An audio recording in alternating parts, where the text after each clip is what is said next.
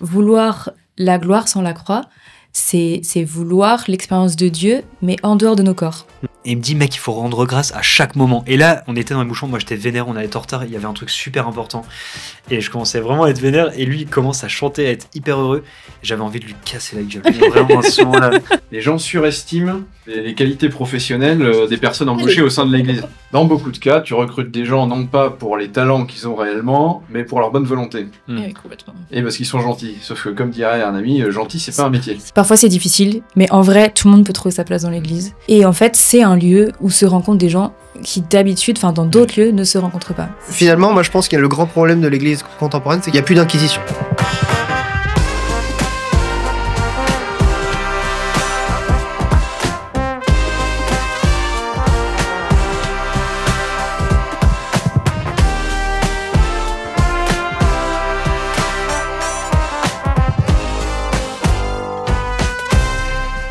Eh bien, bonjour à tous et à toutes et bienvenue dans ce nouvel épisode de la Zouaverie Pontificale.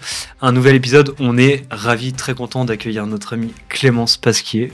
Bonjour, la Zouaverie Pontificale. Bon, Clémence. Pour la 36 millième fois. Ça va ? Ça va. Ouais. Un peu fatigué, mais c'est la fin de l'année, c'est normal. Ouais, j'avoue, on arrive bientôt de Noël, c'est la belle période. On aurait pu mettre une guirlande, mais t'as pas réussi à mettre la guirlande tout à l'heure. L'échec est total. Je suis pas insuffisamment bonne électricien. Et puis personne t'a aidé, hein, donc... Non, c'est vrai. Ça va, JS ?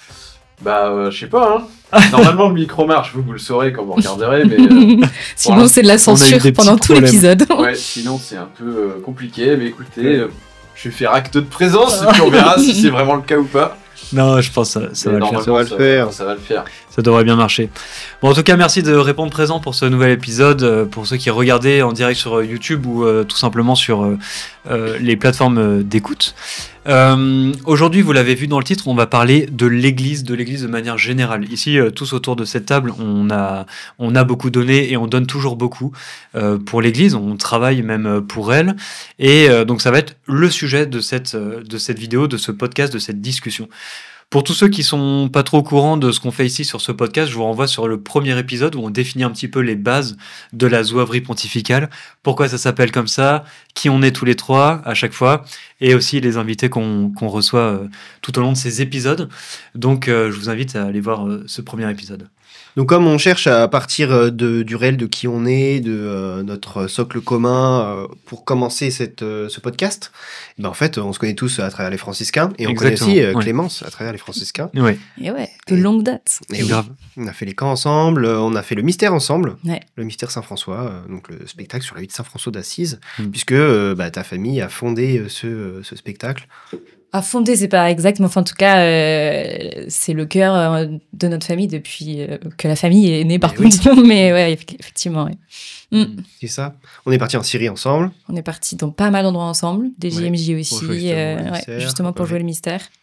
Et de fait, ça fait partie de notre expérience commune, à la fois spirituelle, fraternelle, artistique.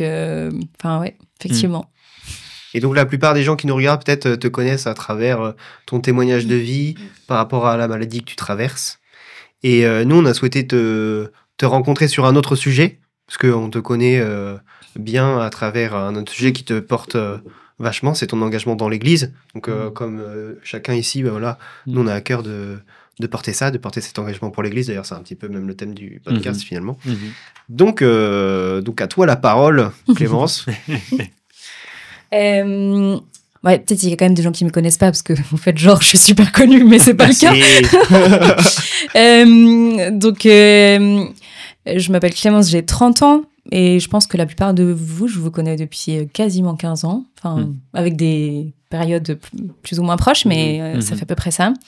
J'ai grandi dans une famille qui a toujours gravité autour de la spiritualité franciscaine, avec différentes phases, mais voilà. Effectivement, ces derniers temps, ça m'arrivait assez régulièrement de témoigner dans d'autres émissions et tout ça, plutôt autour de la question de l'épreuve, parce que je suis traversée par cette question-là, parce que j'ai un cancer depuis 8 ans maintenant. Et donc, à plusieurs occasions, d'abord à petite échelle et puis parfois un peu plus grande échelle médiatique même, j'ai pu parler de ça, de comment est-ce qu'on vit ça dans la foi, dans l'espérance, mais c'est pas le tout de ma vie, ça c'est sûr. Et quelque chose qui, pour le coup, est une place importante dans ma vie, c'est vraiment le service, la mission. Donc en particulier le service dans l'église. En fait, je pense que tu as parlé du mystère en me présentant, et j'ai même pas spécialement repensé, mais en fait, je pense que c'est pas anodin, parce que donc moi, j'ai grandi dans une famille qui faisait ce spectacle-là de Saint-François depuis que je suis née. Enfin, mes parents se sont rencontrés comme ça. Et donc, moi, j'ai grandi dans la foi, dans cette expérience que la foi, elle se vit en pratique dans le service et dans la mission. Et donc, pour moi, ça a toujours été naturel que, même si les formes ont varié, il y a toujours eu une place pour ce service de l'évangile, cette mission dans des petites choses du quotidien, mais aussi parfois dans des missions plus explicites. Ça a toujours été une évidence, et puis après ça a pris des formes différentes, la musique, l'animation auprès des plus jeunes, et puis ces dernières années, maintenant je travaille pour le diocèse de Lyon, j'avais pas calculé ce plan-là, mais en fait quand je relis ma vie, c'est assez cohérent, et ce qui est sûr c'est que ce sera peut-être pas ça tout au long de ma vie exactement, mais ce qui est sûr c'est que cette dimension de mise en acte de ce que je vis intérieurement, elle est essentielle pour moi, et en fait elle est là depuis le début, quoi. Et ce spectacle de Saint-François, on peut le retrouver genre quelque part où faut être vraiment faut le voir en live, quoi. Faut le voir en live. Mais ça d'office. Mais en fait, c'est vrai que on peut voir. Maintenant, on a un compte Instagram, Trouplodat aussi. Dans la description. Mais c'est vrai qu'on dit spectacle. Enfin, toi, t'as dit mystère, puis t'as reprécisé parce que de fait, les gens ne savent pas trop. Mais on dit mystère parce que c'est un peu la reprise des mystères d'évangélisation qui pouvaient se faire sur les parvis des cathédrales. Et donc, spectacle, c'est trop restrictif. C'est vraiment une veillée. Enfin, c'est un mix entre un spectacle et une veillée de prière. Enfin. Ouais, d'accord, ok. Du coup, ça se vit plus que ça se voit. Donc, je pense que il y a eu parfois des captations, mais il y en a pas en ligne. Et je pense pas que ça se fera. Il y a moyen de voir un peu de l'esprit de ce qui se vit. Mais voilà, si vous avez l'occasion de venir ou d'inviter le mystère, il se déplace en fonction des invitations. C'est que des bénévoles. Ouais, d'accord. Mais... Et c'est le pape qui a donné ce nom de mystère. Le pape Jean-Paul II, Ah ouais, grande classe. Jean-Paul II. Ah ouais. Puisque donc tes parents ont joué devant le pape Jean-Paul II au Vatican. Non, pas au Vatican, à Castel Gandolfo. À Castel Gandolfo. La maison de vacances du pape. Et quand ils ont joué donc, dans une toute petite salle devant le pape et 40 personnes, quoi, max, quoi. À la fin, le pape, il a réagi à ce qu'il avait vu en direct. Enfin, il n'avait pas spécialement préparé le discours. Et donc, il a fait toute une analyse d'abord très théâtrale parce que lui, il faisait du théâtre. Donc, et en fait, justement, il commence par ça et il finit par dire mais en fait, ce que vous avez fait, c'est plus que du théâtre. Ce que vous avez fait, c'est vraiment de l'évangélisation. C'était aussi les moments où on commençait à parler de nouvelle évangélisation. Et donc, il dit, mais on a vraiment tous besoin d'être évangélisés, même nous, les chrétiens. Et ce soir, vous avez évangélisé le pape. C'est vraiment un mystère d'évangélisation. Incroyable. Et donc, le terme mystère d'évangélisation, on l'a gardé parce que c'était aussi une sorte d'envoi en mission du pape Jean-Paul II, qui a été quand même assez fondateur pour les moments où parfois ça peut être un peu décourageant. Comme tout projet, il y a des hauts, des bas. Donc, carrément. Ouais.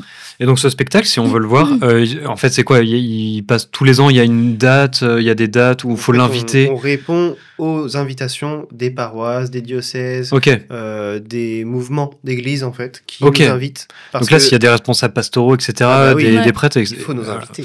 Et inviter le spectacle. Ouais, c'est toujours en fonction des invitations. Ok, trop bien. Et donc ça peut être pour une paroisse Alors si c'est dans l'Ouest, c'est plus facile parce que la plupart des gens sont autour de Angers, dans le Cholet, tout ça. Mais en fait, tout est possible. Il y a eu plusieurs fois dans quasiment tous les coins de France. Et puis typiquement, ça a été fait dans la plupart des JMJ pour le Festival de la jeunesse.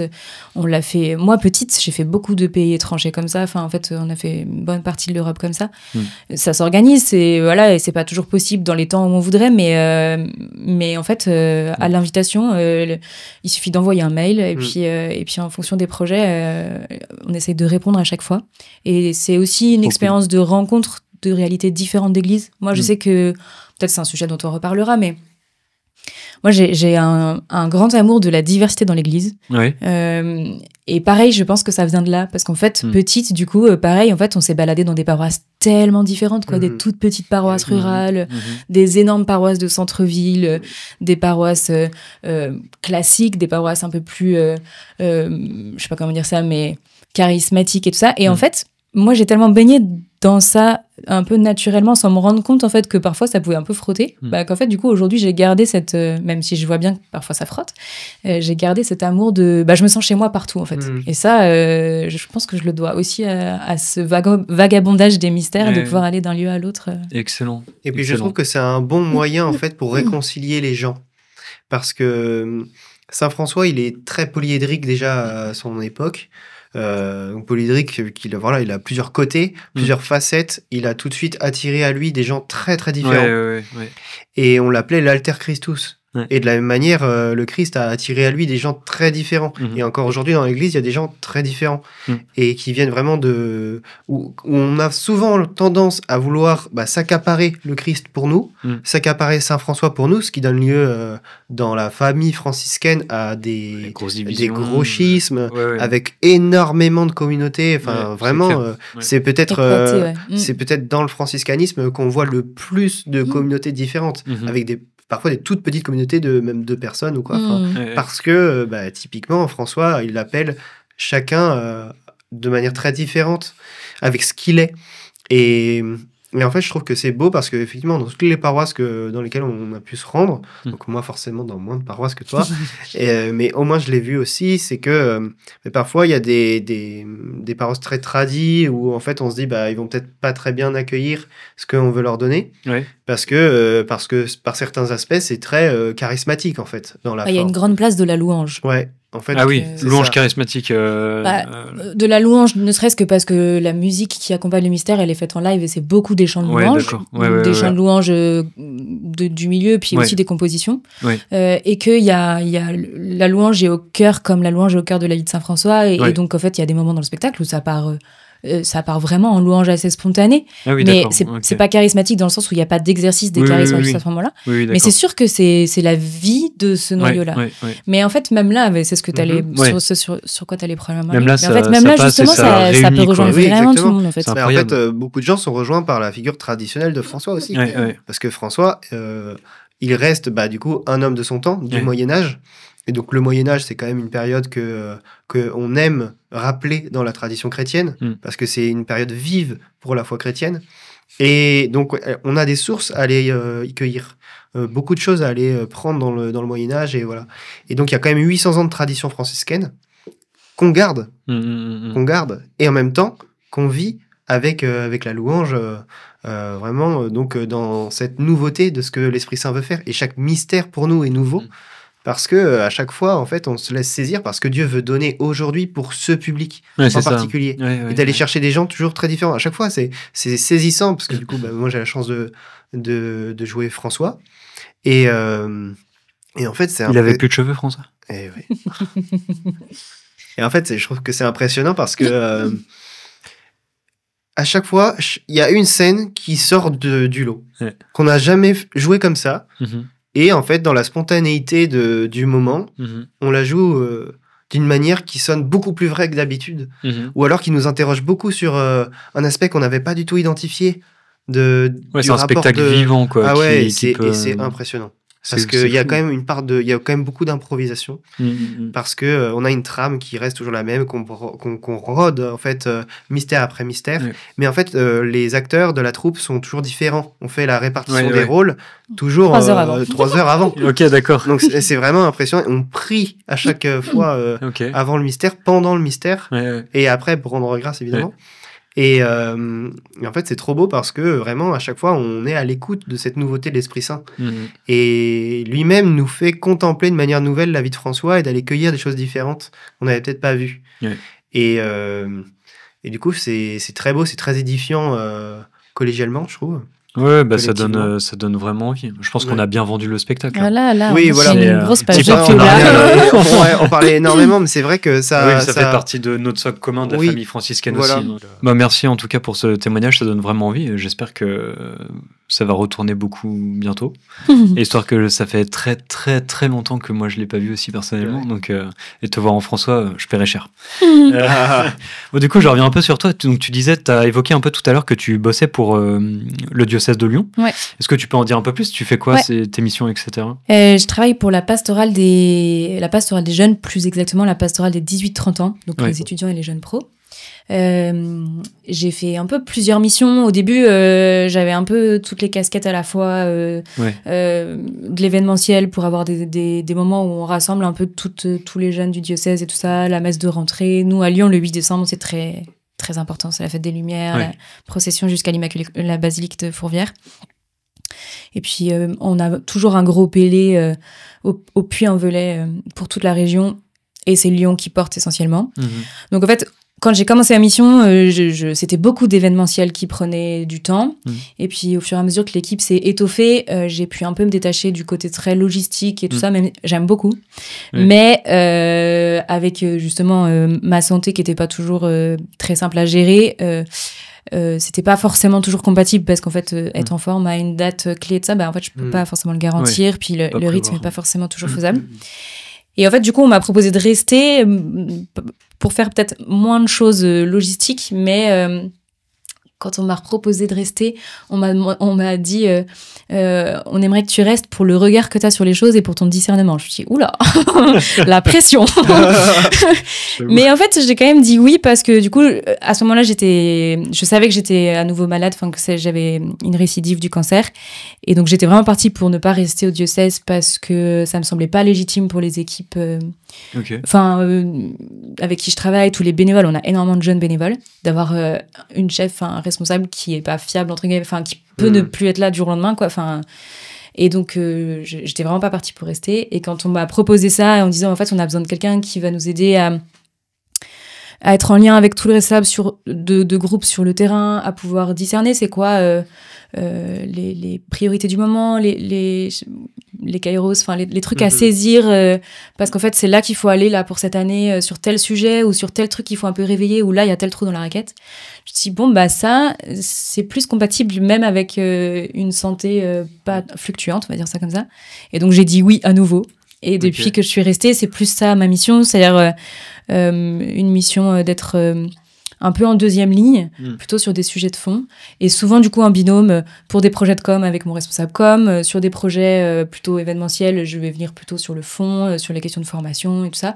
Et puis sur le lien avec tous les responsables de groupe, ceux qui veulent porter un projet, des jeunes qui veulent monter un projet dans le diocèse, voilà, des choses comme ça. Voilà. Du coup, c'est quelque chose qui va devenir récurrent dans l'émission, c'est que les invités puissent apporter un objet qui leur est cher et qui représente quelque chose, une anecdote pour eux. Du coup, est-ce que tu as cet objet et est-ce que tu es prête à en parler ? Alors, comme je suis en trajet et tout, je me suis pas encombrée. J'ai pris un objet que j'ai toujours sur moi. Comme ça, au moins, c'est réglé. C'est pratique. J'ai pris ce petit bracelet-là, alors qu'il va pas se voir beaucoup. Je pense à la caméra, là, ça va être compliqué. Mais c'est un petit bracelet sur lequel il y a gravé « Dieu est, cela suffit ». Et c'est un bracelet que j'ai fait graver il y a 6 ans, je pense, maintenant. Et que j'ai tous les jours sur moi.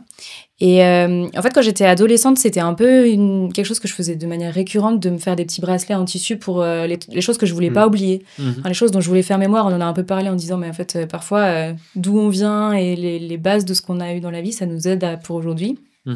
Et donc, j'ai fait ça notamment pendant les carêmes quand j'étais adolescente. Et puis là, ces dernières années, c'est une phrase que pendant un temps, je comprenais plus trop, le Dieu seul suffit ou Dieu et cela suffit, parce que je galérais dans la maladie et donc j'avais l'impression de pas réussir à me suffire de Dieu. Et un jour, elle s'est éclairée un peu autrement. Elle s'est un peu éclairée en mode, en fait, si Dieu est, j'ai rien besoin d'être. Il est tout pour moi, il est tout en moi. Et du coup, au lieu de me mettre une pression de me suffire de Dieu, ça m'a fait descendre la pression de me dire, mais en fait, j'ai rien besoin d'être. Pas besoin d'être courageuse, pas besoin d'être persévérante, pas besoin d'être patiente, aimable. Non, et il l'est pour moi, quoi. Et en fait, ça a tellement été de l'ordre de la conversion, c'est-à-dire de l'ordre du retournement, d'un truc que t'entends tellement différemment, que pour vraiment en faire mémoire et pour les moments où ça pourrait aller, où je peux en avoir besoin, je l'ai fait graver sur ce petit bracelet que j'ai toujours avec moi. Mais carrément, c'est incroyable. Mais tu as eu ce moment de réflexion, cette conversion dans un moment précis En fait, comme pas mal de trucs, c'est pas forcément un truc éclatant. C'est-à-dire que pendant longtemps, c'est une phrase qui m'a travaillé, mais j'en ai d'autres comme ça. C'est une phrase qui m'a travaillé et sur laquelle je butais un peu. Et puis moi, je suis un petit peu têtu. Donc, j'essayais de pas me raidir dessus, mais ça pouvait quand même pas mal revenir. Ouais. Et en fait, je sais, c'est vraiment de l'ordre d'une lumière intérieure, donc c'est un peu difficilement explicable. Mais juste à un moment, le fait de l'entendre en Dieu est, cela suffit, et pas seulement juste Dieu seul suffit, et comme on peut chanter dans pas mal de chants et tout, c'est le petit décalage qui me l'a fait comprendre un peu autrement. Ça vient formulé comme ça vient de Sagesse d'un pauvre, pour revenir à Saint François, qui est un très bon livre. Et en fait, vraiment, un jour, c'est dans mon lit en lisant Sagesse d'un pauvre, quoi. Pas une expérience mystique de fou derrière, mais en fait, parce que c'est quand même vraiment de l'ordre de tout d'un coup quelque chose qui a mis du temps, mais qui tout d'un coup s'est éclairé autrement, quoi. C'est trop beau. Voilà. J'avoue que du coup, moi aussi, ça me fait réfléchir à cette phrase encore plus en profondeur. Ouais. Mais il y a plein de phrases comme ça que pendant un temps, on entend de manière automatique. Mais de fou. Moi, par exemple, en ce moment, surtout quand on est dans la foi dans l'église depuis longtemps. Ça arrive hyper souvent. Enfin, vous, je sais pas si vous en avez, mais en tout cas, moi, en ce moment, la phrase qui me fait buter, c'est vraiment Dieu vomit les tièdes, en fait. Et du coup, moi, ma phrase qui me fait buter, c'est genre. D'où la zouaverie pontificale. On va être chaud mais en fait, je me suis dit, mais du coup, ça veut dire quoi être chaud et ça veut dire quoi être froid? Et surtout que ça veut pas dire que Dieu aime pas les froids. Ouais. Ça veut dire que l'entre-deux. Mais du coup, ça veut dire quoi être chaud et quoi être froid, tu vois? Et est-ce qu'il faut le prendre au pied de la lettre? Enfin, en tout cas, moi, je m'interroge à fond là-dessus et je me dis, mais si Dieu, il aime les chauds bouillants, en fait, quand t'es chaud bouillant, je sais pas, genre, tu vas dans un pays où il fait 45 degrés, frérot, quand t'es chaud bouillant, t'es pas en mode, ouh, tu vois, que genre, t'as le feu de Dieu, tu vois. En fait, ça veut dire quoi avoir le feu de Dieu? Ça veut dire, est-ce que c'est plus une maîtrise de soi, une sagesse, tu vois, prendre son temps, tu vois, comme quand il fait très très très chaud. Et du coup, quand t'es froid, bah, tu recherches le chaud. Donc, ça veut dire quoi être tiède au milieu de tout ça, tu vois? Enfin, voilà, c'est ma réflexion dans ce moment et je suis parti dans cette réflexion-là. Et je me suis dit, ça veut dire quoi cette phrase-là? Et voilà, je me bute sur ça. Bon, si un jour j'ai explication, je le dirai. Si tu feras ton illumination sur ce verset-là. Vous en avez des phrases comme ça qui ont fait tilt? Un peu, ouais. Et surtout sur le Dieu vomi. Ouais, c'est hardcore. Hein. Imagine, Dieu dégueule. Hein. Ouais, mais après, il faut voir le contexte aussi. Et c'est dans quel livre, c'est même plus. Mais ouais, c'est vrai. Hein. Ouais. T'as une phrase comme ça, toi, Swan? Dieu seul suffit, moi ça m'a bien parlé aussi à beaucoup de moments d'épreuve. Ouais. En fait, c'est vrai, enfin c'est sûr, c'est plutôt Dieu est et cela suffit. En fait, le fait que Dieu soit. Ouais. Et presque le reste de la phrase n'est même plus important en fait. Oui. Et cela suffit. Et en fait, je trouve que c'est hyper. Enfin, moi, c'est vrai que dans des moments d'obscurité vraiment importants de ma vie, ben, ça a été vraiment quelque chose de dur à entendre. Enfin, comment... C'est assez fou de se dire que ça devrait suffire, alors qu'on sent qu'on a besoin d'autre chose, quelque part. Ouais. Et que, justement, bah, on doit vivre des deuils, on doit vivre des moments de désillusion, où on perd pied, en fait, il y avait telle chose qui était très importante pour nous, et en fait, on la perd, on a l'impression qu'on perd tout ce qui était important pour nous. Comment juste le fait que Dieu soit suffise? Et en fait, c'est une réalité à apprivoiser. Je pense qu'il se fait pas comme ça. Et voilà, je pense que c'est vrai que... Enfin, moi, ça m'a beaucoup parlé et ça m'a... Enfin, je pense qu'il faut vraiment le vivre dans des moments de deuil et de très compliqués. Après, je sais pas, moi, je l'ai abordé comme ça. Ouais. Et j'ai pas encore tout extirpé du sens de ce que ça veut dire et je pense que ça prend vraiment une vie, quoi. Et donc, c'est bien, c'est vrai, je trouve, de l'avoir sur soi, au poignet, de se rappeler et de le méditer parce que c'est hyper important. Et effectivement... dans les moments le plus de dépossession aussi, où j'ai vécu pauvrement avec rien, et où il fallait que je mendie ma nourriture, mon logis, que j'avais froid, où j'ai vraiment vécu comme un clodo, effectivement, ouais, Dieu est, cela suffit. C'est vrai que c'est aussi pas toujours facile à vivre, quand même dans tes besoins vitaux, t'es pas tout à fait plein, quoi. Ouais. Et en fait, si, c'est vrai. Ça reste vrai, et c'est quelque chose qu'on ne peut vraiment comprendre que dans la prière, qu'en restant en lien avec Dieu. Et, peut-être comprendre dans une... Alors, c'est pas l'épreuve pour l'épreuve, mais comprendre dans une... Enfin, je pense que c'est très vrai pour cette phrase, mais c'est vrai pour d'autres. Il y a plein de phrases qu'on a un peu en automatique et tant qu'on va bien, elles sont faciles à dire. J'en donne un autre exemple, mais on va pas toutes les faire. Mais par exemple, moi, pendant un temps, à la messe, me dis seulement une parole et tu seras guéri, et je serai guéri. Elle était en mode automatique, comme plein d'autres phrases dans la messe. Puis tout d'un coup, plus du tout automatique. Et en fait, il y a plein de phrases comme ça où c'est au moment où, en fait, elles servent de pierre d'achoppement, mais dans tout ce que ça veut dire, en fait, c'est aussi un moment où, du coup, ça nous casse intérieurement les fausses images de Dieu ou les faux conforts et tout. Et donc, ça demande, en fait, d'expérimenter parce que souvent, on est trop paresseux, orgueilleux, tout ce qu'on veut, mais pour ce cheminement-là, le faire de nous-mêmes. Donc, on a besoin d'être un peu mis en vulnérabilité, en tout cas sortir d'une autosuffisance pour en fait se rendre compte qu'en fait ces phrases-là, elles creusent des sillons intérieurement. Quoi. Totalement, je suis totalement d'accord. Et c'est des phrases qui changent. Je pense à un truc là, c'est tout bête, mais c'est quand j'étais à Bruxelles et que je vivais avec les frères et qu'il y avait un de mes meilleurs potes, Sam, si tu passes par là, salut. Il m'a pris une leçon de vie de ouf. Dans le premier épisode, on parlait un petit peu de notre conversion respective et que, par exemple, JS, ça a été un truc naturel avec la famille, etc. Et que c'est pas de l'envie, mais c'est qu'il admirait les gens qui avaient une grosse conversion et les gens qui ont une grosse conversion admirent les gens qui ont. Et moi, j'admirais mon pote Sam pour cette facilité, cette continuité facile de la foi qu'il a et qu'il avait vraiment forte, quoi. Et lui, son truc, c'était la joie, quoi. C'est un vrai franciscain, ce mec. Et vraiment, des fois, il me sortait avec sa joie, là, il me sortait par les trous de nez. Et vraiment, et à un moment, il me dit vraiment une simplicité de vie, quoi. Et en fait, ça m'a beaucoup évangélisé. Et on était dans les bouchons. Et il me dit, mec, il faut rendre grâce à chaque moment. Et là, on était dans les bouchons. Moi, j'étais vénère, on allait être en retard. Il y avait un truc super important. Et je commençais vraiment à être vénère. Et lui, il commence à chanter, à être hyper heureux. Et j'avais envie de lui casser la gueule. Vraiment, à ce moment-là. Mais Sam, Et ce moment, par contre, il m'a tellement choqué dans sa manière d'agir. Et je voyais que c'était pas de l'acting, je voyais qu'il se forçait pas, c'était pas un truc genre je me force parce qu'il faut le faire, non, ça c'était naturel, quoi. Depuis ce jour-là, alors, moi les bouchons ça me vénère toujours autant, mais il y a des trucs, en fait il y a des choses où j'essaye de rendre grâce beaucoup plus facilement et grâce à ce moment-là j'y arrive aujourd'hui. Et donc c'est vraiment des paroles qui ont été mises en action et qui ont travaillé dur. Et voilà, enfin bref, c'était une petite anecdote et je trouvais ça fou. Mais voilà, j'ai toujours envie de te casser la gueule, Sam, si tu passes par là. Gros bisous. Donc, tu le disais, tu traverses la maladie. Et moi et JS aussi, on n'a pas vécu ça, nous, mais de l'extérieur, avec notre papa. Moi, je l'ai pas vécu dans l'église, parce que à ce moment-là, j'étais pas du tout chrétien et j'étais loin de lui.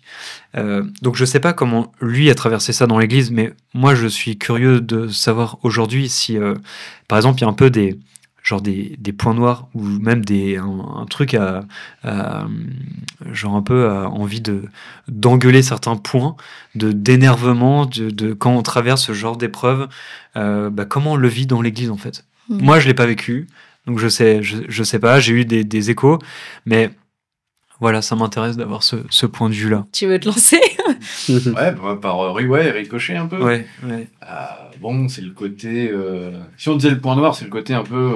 Ça va aller, tu vois. Ou encouragement, qui est très sincère, hein, qui est un petit assaisonnement agréable, émotionnel, parce que t'as soutien, mais en fait, c'est matériellement, tu vois, puis d'autant plus pour la maladie de Charcot, pour laquelle il n'y a vraiment pas de soins, quoi. En fait, le jour où on t'annonce ça, c'est presque comme si la personne était déjà partie. Donc c'est très particulier. Et ce qui fait qu'en l'occurrence, puis c'est allé très très vite pour mon père, hein, habituellement, je crois que c'est 3 ou 5 ans d'espérance de vie, cette maladie-là. Donc pour ceux qui ne savent pas, c'est la maladie qu'avait le physicien là, Hawkins, voilà, qui lui pour le coup a vécu longtemps avec. Mais bref, pour mon père, c'est allé en 9 mois. Donc 9 mois, c'est vraiment court pour cette maladie-là. Et mais donc en fait, il y a une part de libération en fait à ce moment-là, où en fait, là, il y avait vraiment une libération parce que ça a dégénéré très très très vite. Ouais, c'est ça. Mais non, après moi, de la manière dont je l'ai vécu et dont j'ai voulu le vivre avec lui, c'est qu'il y a ce truc mais ce qui est normal, en fait, d'avoir voilà, de l'empathie, etc. pour la personne. Mais il faut pas que cette empathie devienne le seul rapport que tu entretiens avec. Ouais. Et c'est pour ça que moi, j'ai toujours essayé avec mon père parce que de toute façon, puis lui, ça se manifeste vraiment de manière très palpable, hein, parce qu'après, en fait, c'est une maladie, donc les muscles s'arrêtent de fonctionner les uns après les autres. Donc en fait, il y a eu un stade où il était en fauteuil, il fallait lui donner à manger, il fallait tout faire pour lui. Et en fait, la maladie, elle est là, donc ça sert à rien d'en parler plus que de rester dans un espèce de... Fait, ce qu'il faut, c'est aussi continuer de donner du temps pour la personne dans ce que ça de plus simple et de plus normal. Et de continuer de rire ensemble, etc. Et moi, c'est vraiment ça que j'ai retenu. En tout cas, c'est comme ça que j'ai voulu vivre à ce moment-là. Et mon père est très drôle, donc. Et puis mon père était très drôle, donc il aimait bien rigoler. Puis alors, il faut savoir que c'est une maladie aussi qui décuple énormément les émotions. Ah oui. Donc c'est-à-dire qu'un truc triste, ça va être des larmes, des flots de larmes, et un truc drôle, presque au point de s'étouffer, parce qu'en fait, il y a une fois, on a eu un fou rire. D'ailleurs, on n'a jamais su pourquoi.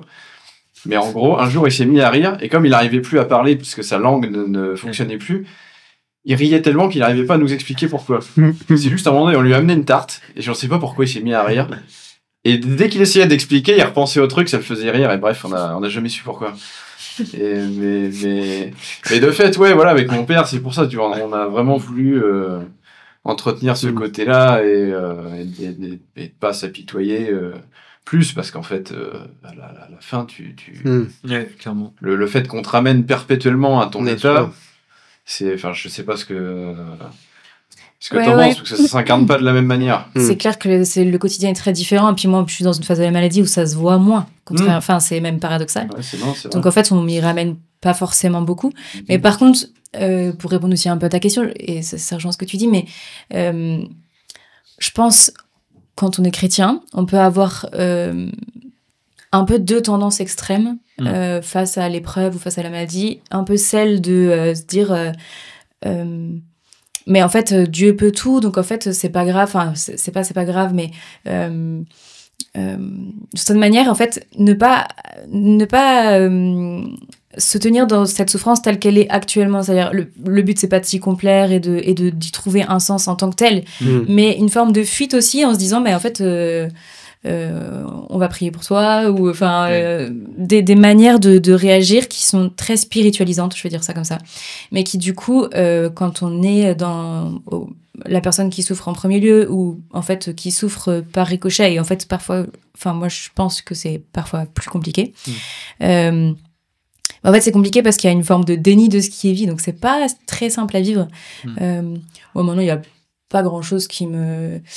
il y a plein de maladresses, mais moi, aujourd'hui, il y a plus grand chose qui me choque et tout, mais j'ai pu entendre des trucs, et même encore récemment, après les témoignages que j'ai faits, j'ai entendu des trucs de chrétiens, c'est les trucs les plus violents que j'ai entendus de ma vie, en fait. Beaucoup plus que de gens pas chrétiens. Donc, il y a des trucs, parfois, c'est très étonnant, parce que pas du tout réaliste, ou pas du tout... un truc qui fuit complètement ce qui est en train d'être vécu. Ça, c'est la première tendance. Et puis... Et il y a une autre tendance, à mon avis, qui est l'extrême inverse, qui est une forme de, ce que tu commences à dire un peu, mais de compassion extrême, en tout cas de quelque chose qui, en fait, du coup, renferme la personne dans ce qu'elle est, dans ce qu'elle est en train de vivre, dans sa souffrance, et qui part d'une bonne intention, qui part d'une intention de compassion, de charité, tout ça, mais qui peut étouffer un peu la vie. Et du coup, arriver là-dedans à tenir une forme de normalité, même de la vie chrétienne d'ailleurs. En fait, moi je suis contente de pouvoir, je sais pas comment dire ça, mais partager ma foi avec des amis, à mon boulot, de manière générale. Pas toujours sur le sujet de la maladie. En fait, heureusement, quoi, ça serait... en fait, même ma vie spirituelle, elle se limite pas à ça. Ma prière, franchement. La place de la maladie dans ma prière, mais maintenant, c'est infime. C'est un tout petit pourcentage de ce que je partage avec Dieu, quoi. C'est forcément présent, mais c'est pas du tout la majorité de ce que je confie, de ce sur quoi je pose les choses en lui. Et donc... tenir la ligne de crête entre les deux, quoi. De pas être dans un extrême où, en fait, on plombe un peu la personne dans ce qu'elle est en train de vivre dans l'épreuve, et pas non plus être dans une truc totalement spiritualisant qui, en fait, fait un déni de ce qui est quand même là, et qui... Je sais pas comment dire ça, mais enfin, on peut faire tous les dénis qu'on veut, la personne, elle vit quand même ça, quoi. Donc... Et pas simple, en fait. Pas simple. Aussi parce qu'on n'a pas tous le même rapport à la souffrance, pas tous le même rapport à l'épreuve. Moi, j'ai souvent partagé avec des amis séminaristes à qui j'ai dit...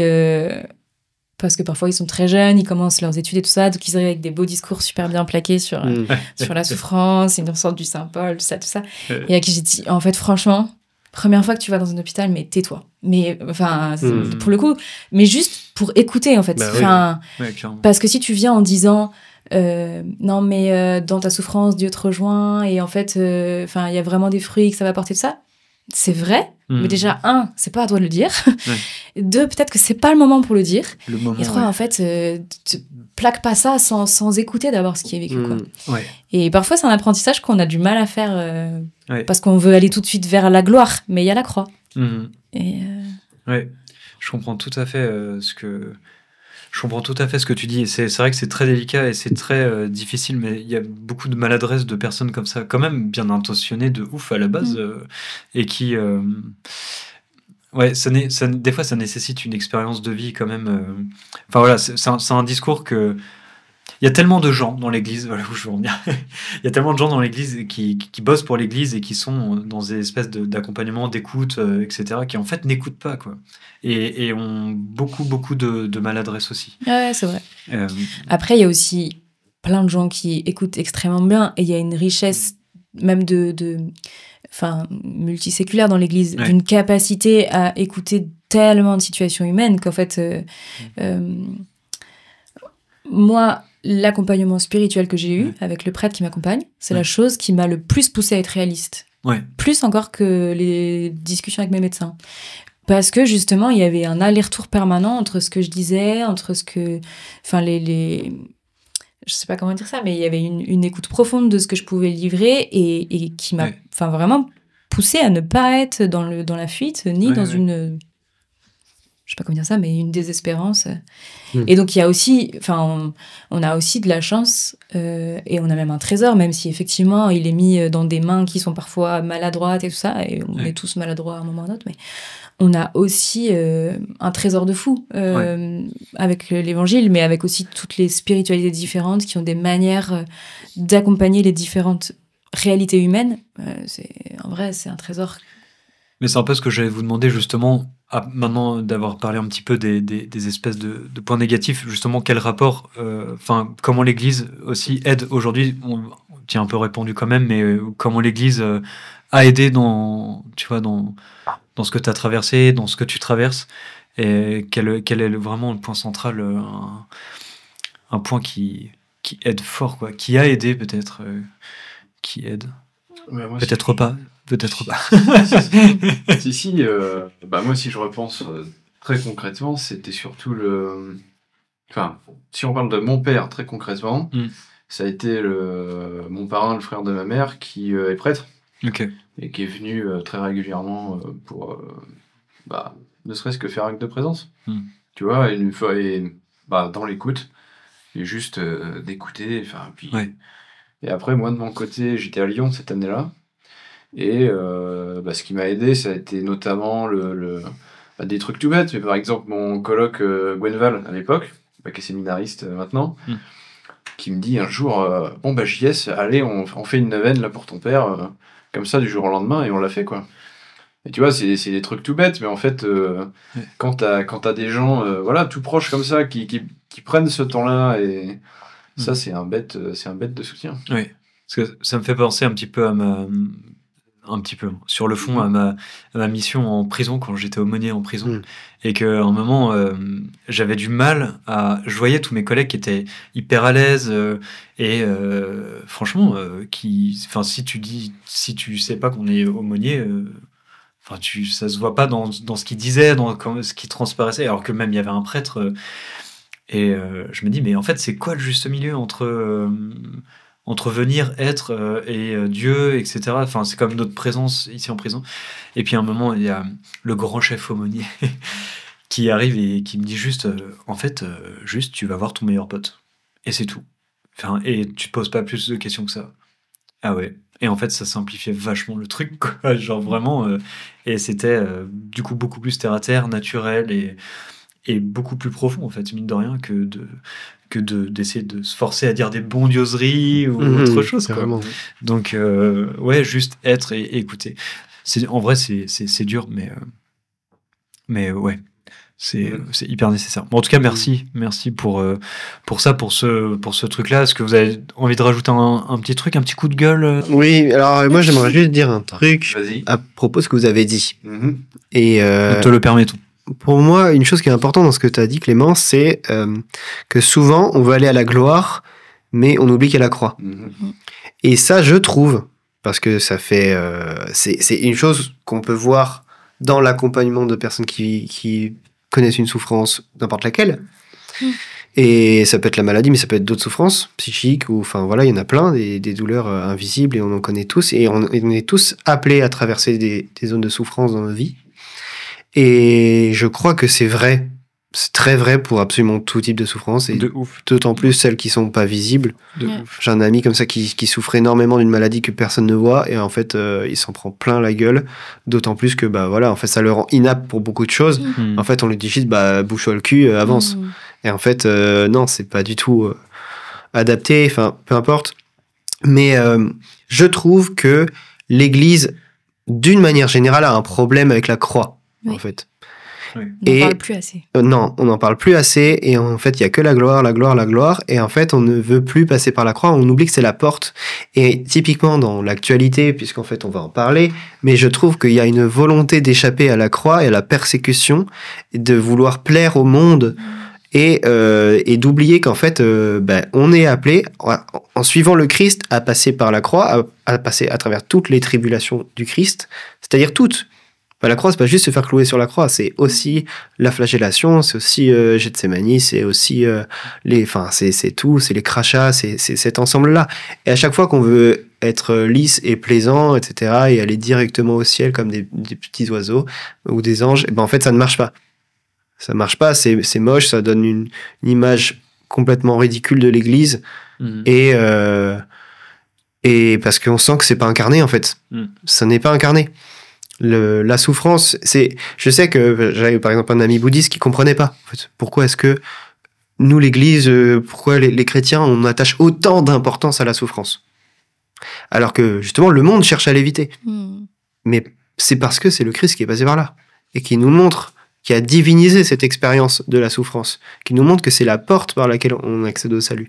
Et c'est très compliqué de pouvoir dire ça. Parce que c'est une ligne de crête en plus, parce que c'est pas la souffrance qu'elle apporte du ciel, hein, c'est la croix dans tout ce qu'elle a aussi de don de soi.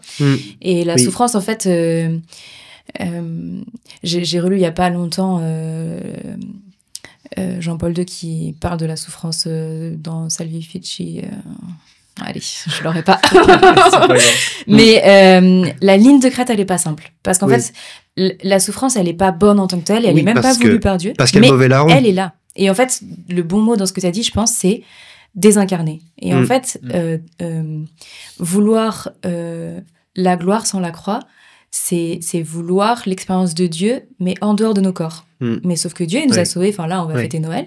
Et Noël, on est tous en mode « Waouh, les lumières, les petits cadeaux, tout ça ». Mais en vrai, c'est un drame dans le sens dramatique, dramaturgique du truc, quoi. C'est Dieu qui se fait homme, mais qui, en se faisant homme, prend un corps qui aura froid, qui aura mal, qui va souffrir, en fait. Moi, franchement, ça fait des années que Noël, je suis en mode...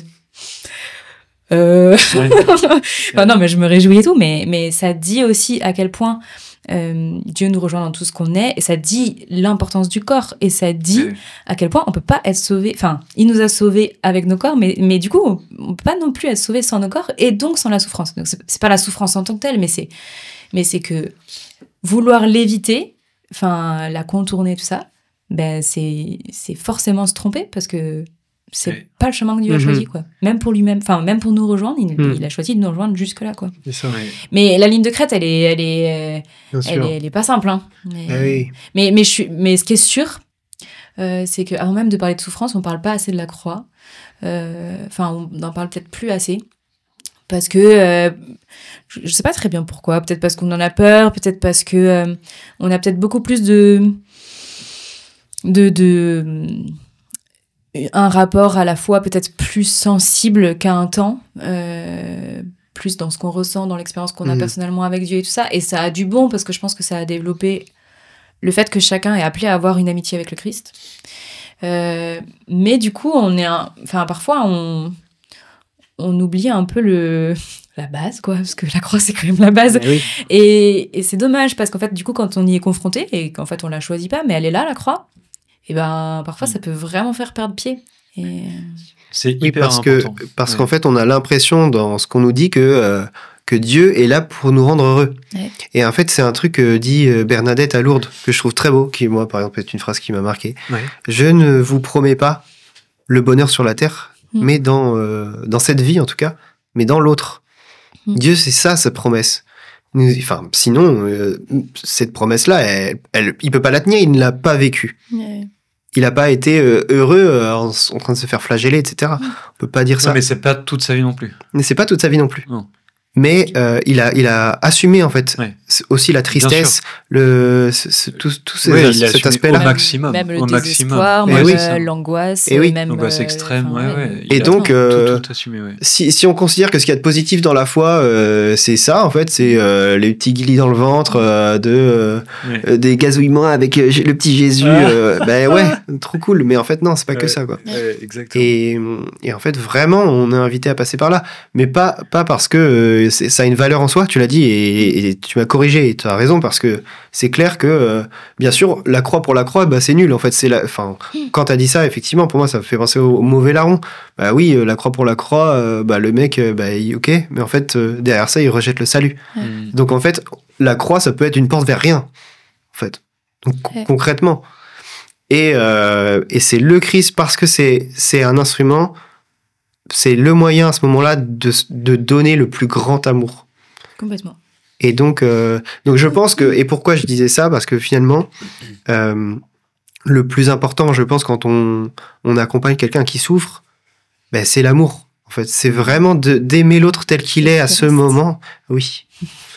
Et ça se traduit pas nécessairement, comme tu l'as dit, par des bondieuseries et des petites phrases bateaux qu'on a du mal à comprendre ou qu'on dit facilement, comme ce qui a marqué sur ton sur ton bracelet. Qu'on pourrait plaquer de manière comme ça, en mode Dieu bon, est, cela suffit.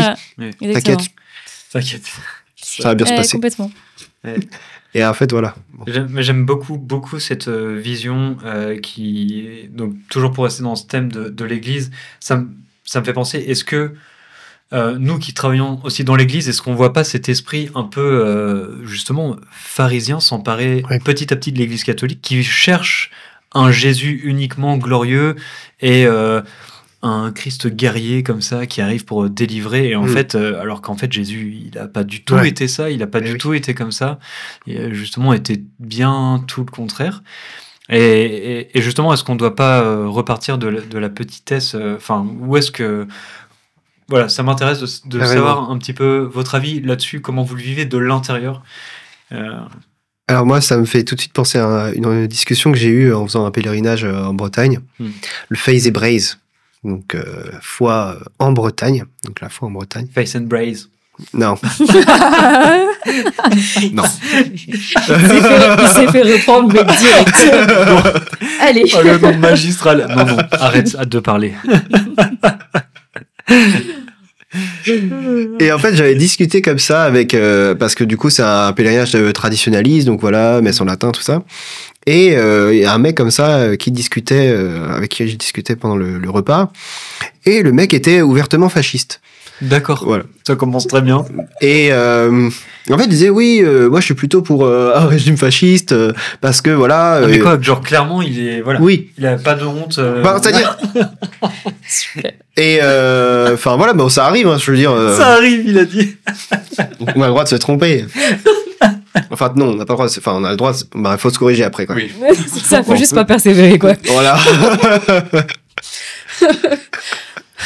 Bon, et donc... Pour lui, c'était la solution, quoi. Oui, en fait, lui... Donc, je dis, mais qu'est-ce que tu mets derrière ? En fait, ce que je pense être bon pour la France, c'est un régime autoritaire, clairement quelque chose d'assez monarchique. Jusque-là, pourquoi pas, tu vois, très bien. Enfin, on aura tout le temps de débattre de tout ça. Mais il faut que je serai pas là. Salut.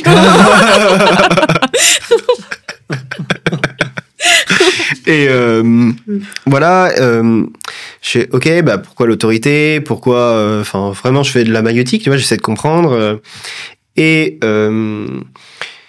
puis pour lui, c'était important en fait d'avoir un régime qui était catholique pour pouvoir justement professer, en fait, donner, inculquer la foi catholique aux Français, tu vois. Ouais.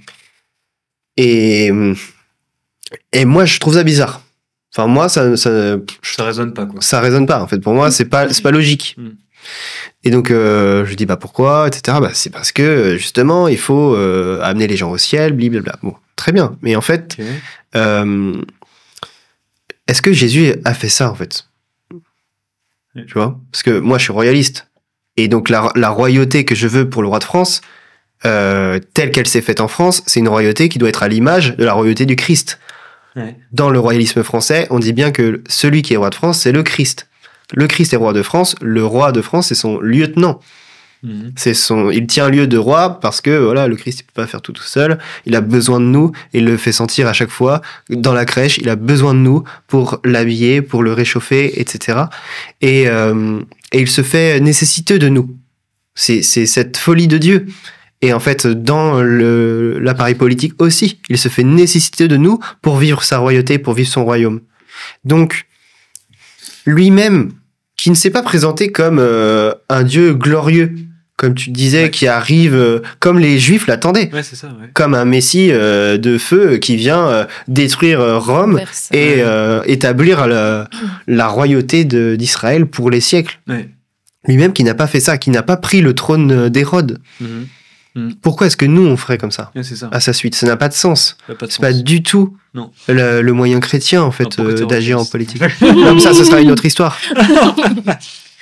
Non, mais mais en tout cas, on doit passer par la croix, en fait. Et on doit passer par tout ce par quoi est passé le Christ dans notre manière d'aborder, que ce soit la maladie, la politique, l'Église ou quoi que ce soit. Et l'Église, aujourd'hui, dans sa manière mondaine d'aborder l'évangélisation, je trouve, par bien des égards, oublie aussi le sens de la croix.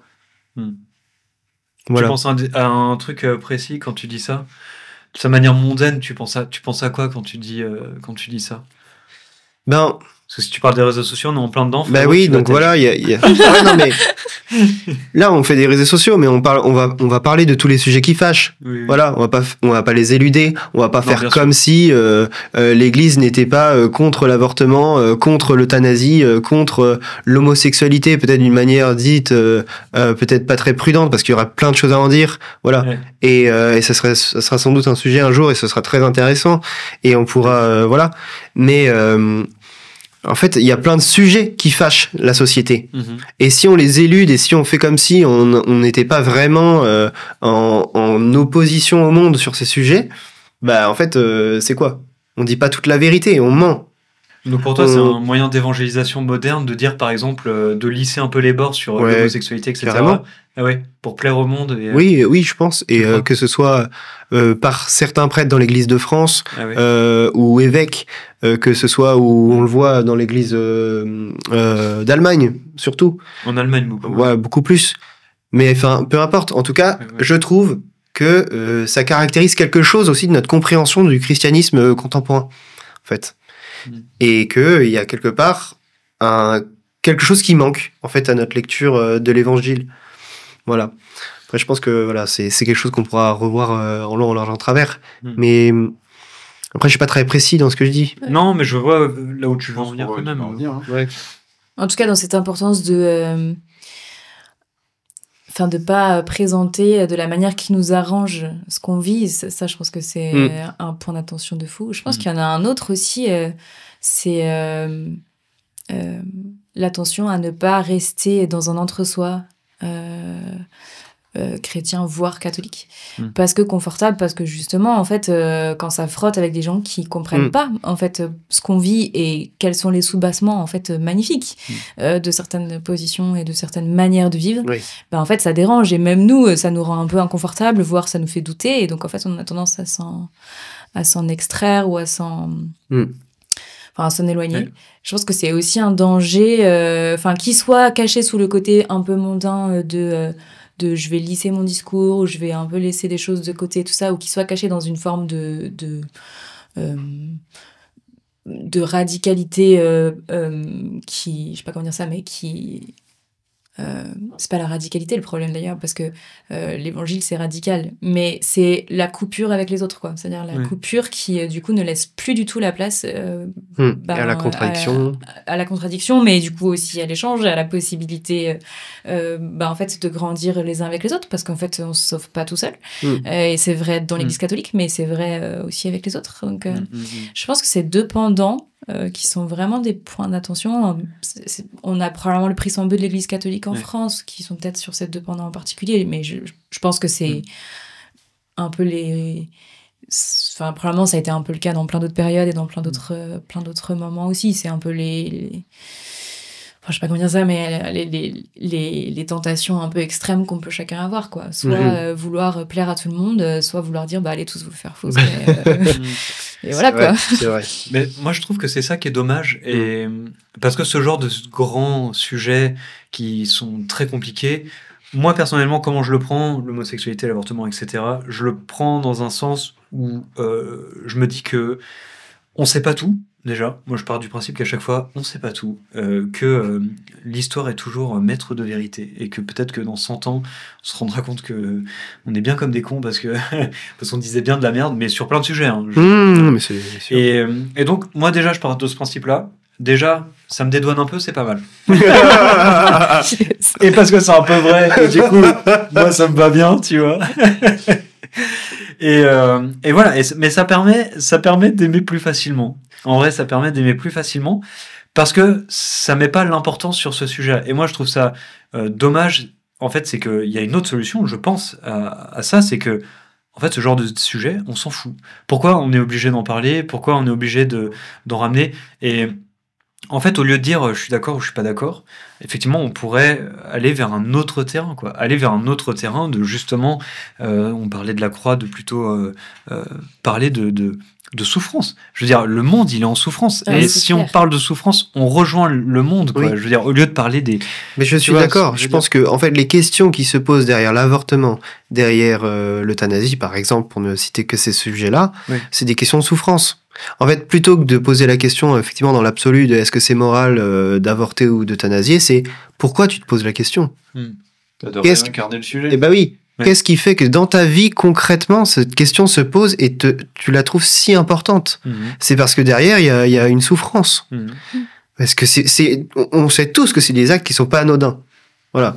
Sauf à vraiment être de mauvaise volonté et malhonnête sur le sujet, c'est des actes qui sont pas anodins. Donc pourquoi est-ce que ça se pose ? Il y a derrière une souffrance. C'est évident que, bien sûr, on peut aborder le sujet de manière individuelle. À ce niveau-là, je suis d'accord avec toi. Après, c'est évident qu'aussi, socialement, enfin, au niveau de la discussion politique sur le sujet, c'est pas, on peut pas apporter cette réponse-là. Parce que forcément... l'Église est obligée de faire de la politique, ça veut dire ? Oui. Ah, putain, la vache, c'était si franc. Mais pas du tout. Tu vois, tu parlais de Jésus, de la vie de Jésus. Jésus, il a pas fait de politique. En vrai, si tu penses. Ça dépend ce que tu appelles la politique. Bah oui, c'est ça. Ouais, c'est vrai. Oui, la politique des partis, on est d'accord que. Plutôt, oui. Moi, j'aurais tendance à dire plutôt non. Oui, plutôt pas du tout, oui. Mais la politique dans le sens de. Enfin, bon, alors là, je vais dire des bêtises premièrement, mais la politique dans le sens de ce qui préoccupe et régit la vie des hommes et la vie de la cité, en fait, l'Église, elle fait partie, de la vie de la cité et la vie de. Et d'ailleurs, même pour les gens qui ne sont pas chrétiens, c'est-à-dire qu'en fait, ok, ça s'efface petit à petit, mais malgré tout, moi je vois à Lyon, quand il y a la fête des Lumières, c'est con, mais s'il y a une fête des Lumières, c'est parce que l'Église existe. Et en fait, on peut pas être... Parce que du coup, ne pas du tout faire de politique, ça serait à l'extrême de ce que je disais, c'est-à-dire juste se mettre dans un petit coin, se dire, ok, nous, on va juste faire nos petits bails dans nos coins, et puis on vous laisse gérer les merdes, et puis les questions un peu compliquées à gérer, parce qu'en fait, ça nous met des petits cas de conscience et compagnie, on va plutôt s'en extraire bien comme il faut. En fait, non, il faut vraiment tenir la ligne. Alors après, tout le monde n'est pas appelé à s'engager de la même manière, et à prendre les questions de la même manière, mais on peut pas dire... que l'Église ne fait pas de politique. Enfin, en fait, et puis, alors, même si on rentre sur un côté très structurel, parce que l'Église, c'est pareil. On dit l'Église depuis tout à l'heure, mais en fait, on aurait dû définir ce que c'est. Ouais. Ça dit c'est vrai. est-ce que c'est un grand E, un petit E? Non, mais au-delà de ça, en fait, ça dit beaucoup de choses. Mais même si on parlait que de l'Église institution, ben en fait, le Vatican, s'il a dit diplomate, c'est pas pour faire joli et faire peu de fleurs, hein, c'est pour faire de la politique. Ouais. Et c'est venu avec le temps, c'est venu non, avec parce que sinon, jamais Rome n'aurait considéré Jésus comme un opposant politique. Parce qu'en fait, il y avait des choses dans ses paroles que l'autorité politique ne pouvait pas rester neutre dessus. C'était pas juste. Parce qu'il parlait de libération d'esclavage, etc. C'est pour ça, il faisait peur, mais alors que c'était pas ça dont il parlait. Certes, peut-être que c'était pas compris parce qu'il parlait dans un sens spirituel, mais et de fait, le roi d'Israël, etc. C'est aussi beaucoup dans un sens spirituel et il le redit à Pilate. Voilà. Maintenant, ça a des conséquences. Les conséquences de ce que Jésus dit. Mais ça, c'est pas juste parce que les hommes sont trop cons. Non, les conséquences de ce que Jésus dit en termes de morale ont une implication politique. Parce que ça désavoue un certain modèle politique. Oui, ça fait corps dans une société, quoi. Et donc, en fait, si tu t'inspires du Christ pour vivre en tant qu'homme politique saint, en fait, pourquoi est-ce que la politique serait privée de fondamentalement ce qui anime l'être humain, tu vois. C'est pas un truc en dehors d'eux. En fait, nous... Alors, on a perdu plus le sens de la politique, en fait. On a perdu le sens de tout. Allez, c'est pour ça qu'on parle. J'en ai marre. C'est pour ça qu'on est là pour remettre l'église au centre du village. Parce que vraiment, à tous les niveaux, et on va parler de plein de sujets, c'est ça qui est formidable dans cette émission, mais... et il faut continuer de regarder tous les épisodes. Mais en fait, ce qui est impressionnant à notre époque, c'est qu'il y a une séparation de tous les domaines du savoir, de tous les domaines de la vie humaine.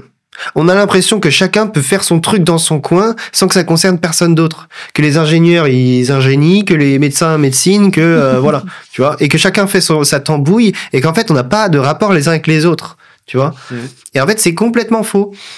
Vraiment, on est tous interdépendants, on est tous les rouages d'un ensemble, et on a besoin les uns des autres, et tous les domaines de la vie humaine sont très intégrés, en fait. Et nous, on les désintègre, on les dissocie, on spécialise tout, mais en fait, ce n'est pas séparé. Et c'est la pensée, justement, moderne, dans sa manière de tout séparer les uns des autres, qui vraiment constitue l'hérésie ultime, tu vois.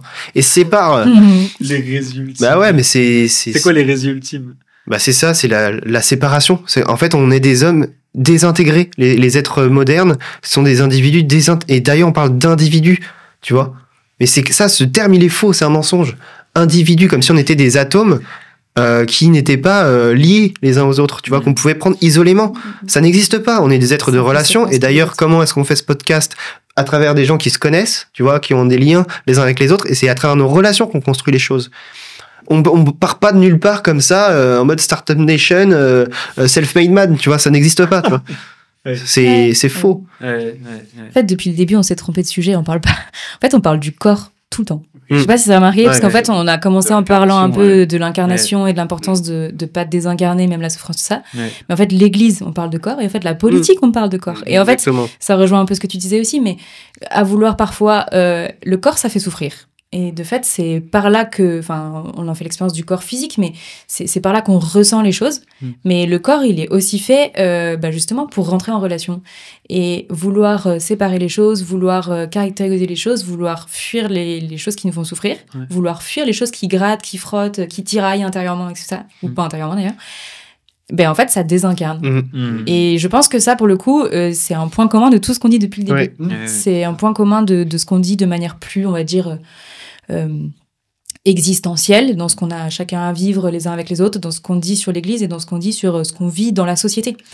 Et je pense qu'en tant que chrétien, où en fait on est vraiment appelé à vivre cette expérience de corps, parce que le corps du Christ, c'est vraiment l'Église et c'est ce qu'on est appelé à faire comme expérience, peut-être qu'on est ceux qui peuvent aussi aider, et dans beaucoup de pays c'est le cas. Les chrétiens, ils sont ces catalyseurs de coopération, de communion, de ça, mais aider à refaire corps. Alors, encore une fois, c'est pas forcément pour parler politique des partis, mais en tout cas de cette manière de aider à ce que les gens soient pas juste les uns à côté des autres, bah, je crois qu'on a notre rôle à jouer.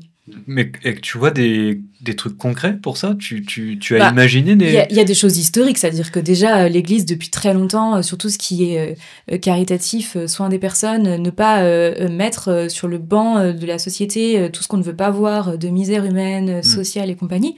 L'Église, elle est présente par tellement d'associations, mais aussi d'ordre religieux, de gens qui ont donné toute leur vie pour ça, quoi.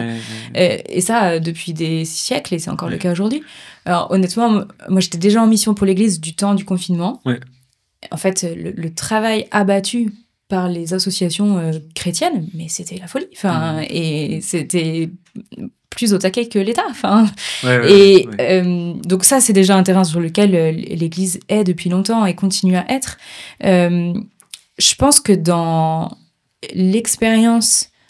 je sais pas comment dire ça, mais peut-être déjà dans l'Église, mais aussi en dehors, mais du dialogue, on a des progrès à faire, c'est-à-dire dans la capacité à écouter et à recevoir ce que l'autre a à m'apprendre.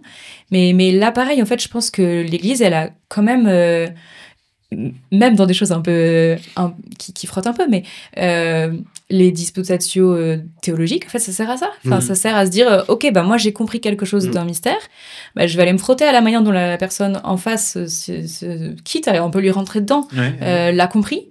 Et en fait, le but, c'est pas de savoir qui a raison. Le but, c'est ensemble de grandir. Et de chercher la vérité. Un vrai débat, quoi. C'est ça, mais un débat qui cherche pas à écraser. Un débat qui cherche le bien commun. Ouais, à construire. Allez. Waouh, trop bien. Non, mais en vrai, je pense que dans tout l'héritage qu'on a de l'Église, on a tellement de trésors comme ça à retrouver que peut-être soit on s'y est habitué, soit on les a un peu perdus, on les a un peu dilapidés, mais vraiment sur cette notion de corps, on a vraiment des trucs à apprendre, quoi. Et comment vous le faites au quotidien, ce truc justement d'incarnation dans votre travail, si vous avez des exemples? Ça, c'est une bonne question. Tu vois, est-ce que vous, déjà, à notre niveau, est-ce qu'on arrive à faire quelque chose, tu vois? Moi, dans la com, ça m'inspire des trucs, Parce que d'être confronté aux réseaux sociaux tous les jours, mais l'enfer. Non, mais surtout, tu te dis, pour ce qui est des trucs d'église, tu lis n'importe quel truc commentaire d'à peu près n'importe quelle vidéo, mais c'est la foire aux pharisiens. C'est-à-dire que c'est terrible, ça. En fait, c'est la maladie dont on parlait tout à l'heure. Si on devait la résumer, c'est qu'en gros, actuellement, on part de la théorie qu'on se fait sur quel que soit le sujet pour interpréter le réel. Alors qu'en fait, le réel, bah en fait, si tu t'y es pas confronté, ta théorie ne peut pas tenir la route. Et donc, si je reprends le cas des réseaux, on voit éclore des vidéos à droite à gauche sur tel ou tel sujet, où en fait, factuellement, il y a aucune prise en considération de, je sais pas, par exemple, je parle pas forcément d'un scandale, mais d'un truc, bon, là, on peut reprendre un exemple d'actu récent. Oula. Non, mais vas-y, voilà. Carrément. Je sais que tu en meurs d'envie, JS. Vas-y, c'est ton moment. Les chasubles de Notre-Dame. Allez. Il l'a dit. Et la mascotte Luce. Parce que là, j'ai vu, grâce à mon petit camarade à ma droite, qui a voulu vraiment chauffer sur ce terrain-là. En gros, il y a deux questions qui sont posées à chaque fois. Vous avez vu le dessinateur, là? Attends, je suis bien. Pas d'inquiétude. En gros, pour moi, c'est vraiment les deux faces d'une même pièce où, en fait, énormément de spéculation. C'est un random qui va commenter un truc d'un milieu qu'il ne connaît pas, sans avoir aucune idée, puisqu'il n'a pas été mêlé à comment on en est arrivé à cette fin-là. Donc, en fait, il y a une part d'éléments que, factuellement, tu ne sais pas. Donc, à partir de là, à moins de vraiment le savoir et de le prouver, en fait, si tu ne sais pas, tais-toi. Et après, ton ressenti, c'est bien, mais en fait, un ressenti, ce n'est pas suffisant. Bon. Maintenant, si on prend les deux exemples en question. Si on prend la question de Luce, c'est quelque chose qui a bien marché, alors que le moyen et le choix pour y arriver est honnêtement extrêmement discutable. Parce que le résultat, l'idée, c'était de faire une mascotte de la pop culture qui allait se répandre sur les réseaux sociaux et donc faire parler du jubilé. Et de fait, ça a marché. Ça a marché. Tu prenais Naruto directement. Non, mais c'était impressionnant. C'est-à-dire que c'est vrai que ça a marché. Extrêmement bien marché. Pas, mais ça a marché. Et de manière très positive. C'est-à-dire que les gens se sont vraiment appropriés, à part quelques personnes à qui ça n'a pas parlé. C'est normal. Bien sûr. Voilà. Mais. Que quelques, à mon avis. Comment ? Je pense pas qu'il y en ait que quelques. Oh, il y a des gens, de toute façon, mais Non, mais t'as toujours des gens à qui il y a un truc qui va pas plaire. Oui, C'est évident. mais Mais ce que bien je veux dire, sûr. c'est que majoritairement, enfin, moi, en tout cas, de ce que j'ai vu, le bilan est beaucoup plus positif que négatif en termes de retour, quoi. Des gens à qui ça a juste pas parlé du tout, et en vrai, c'est légitime, hein, il n'y a pas de problème avec ça.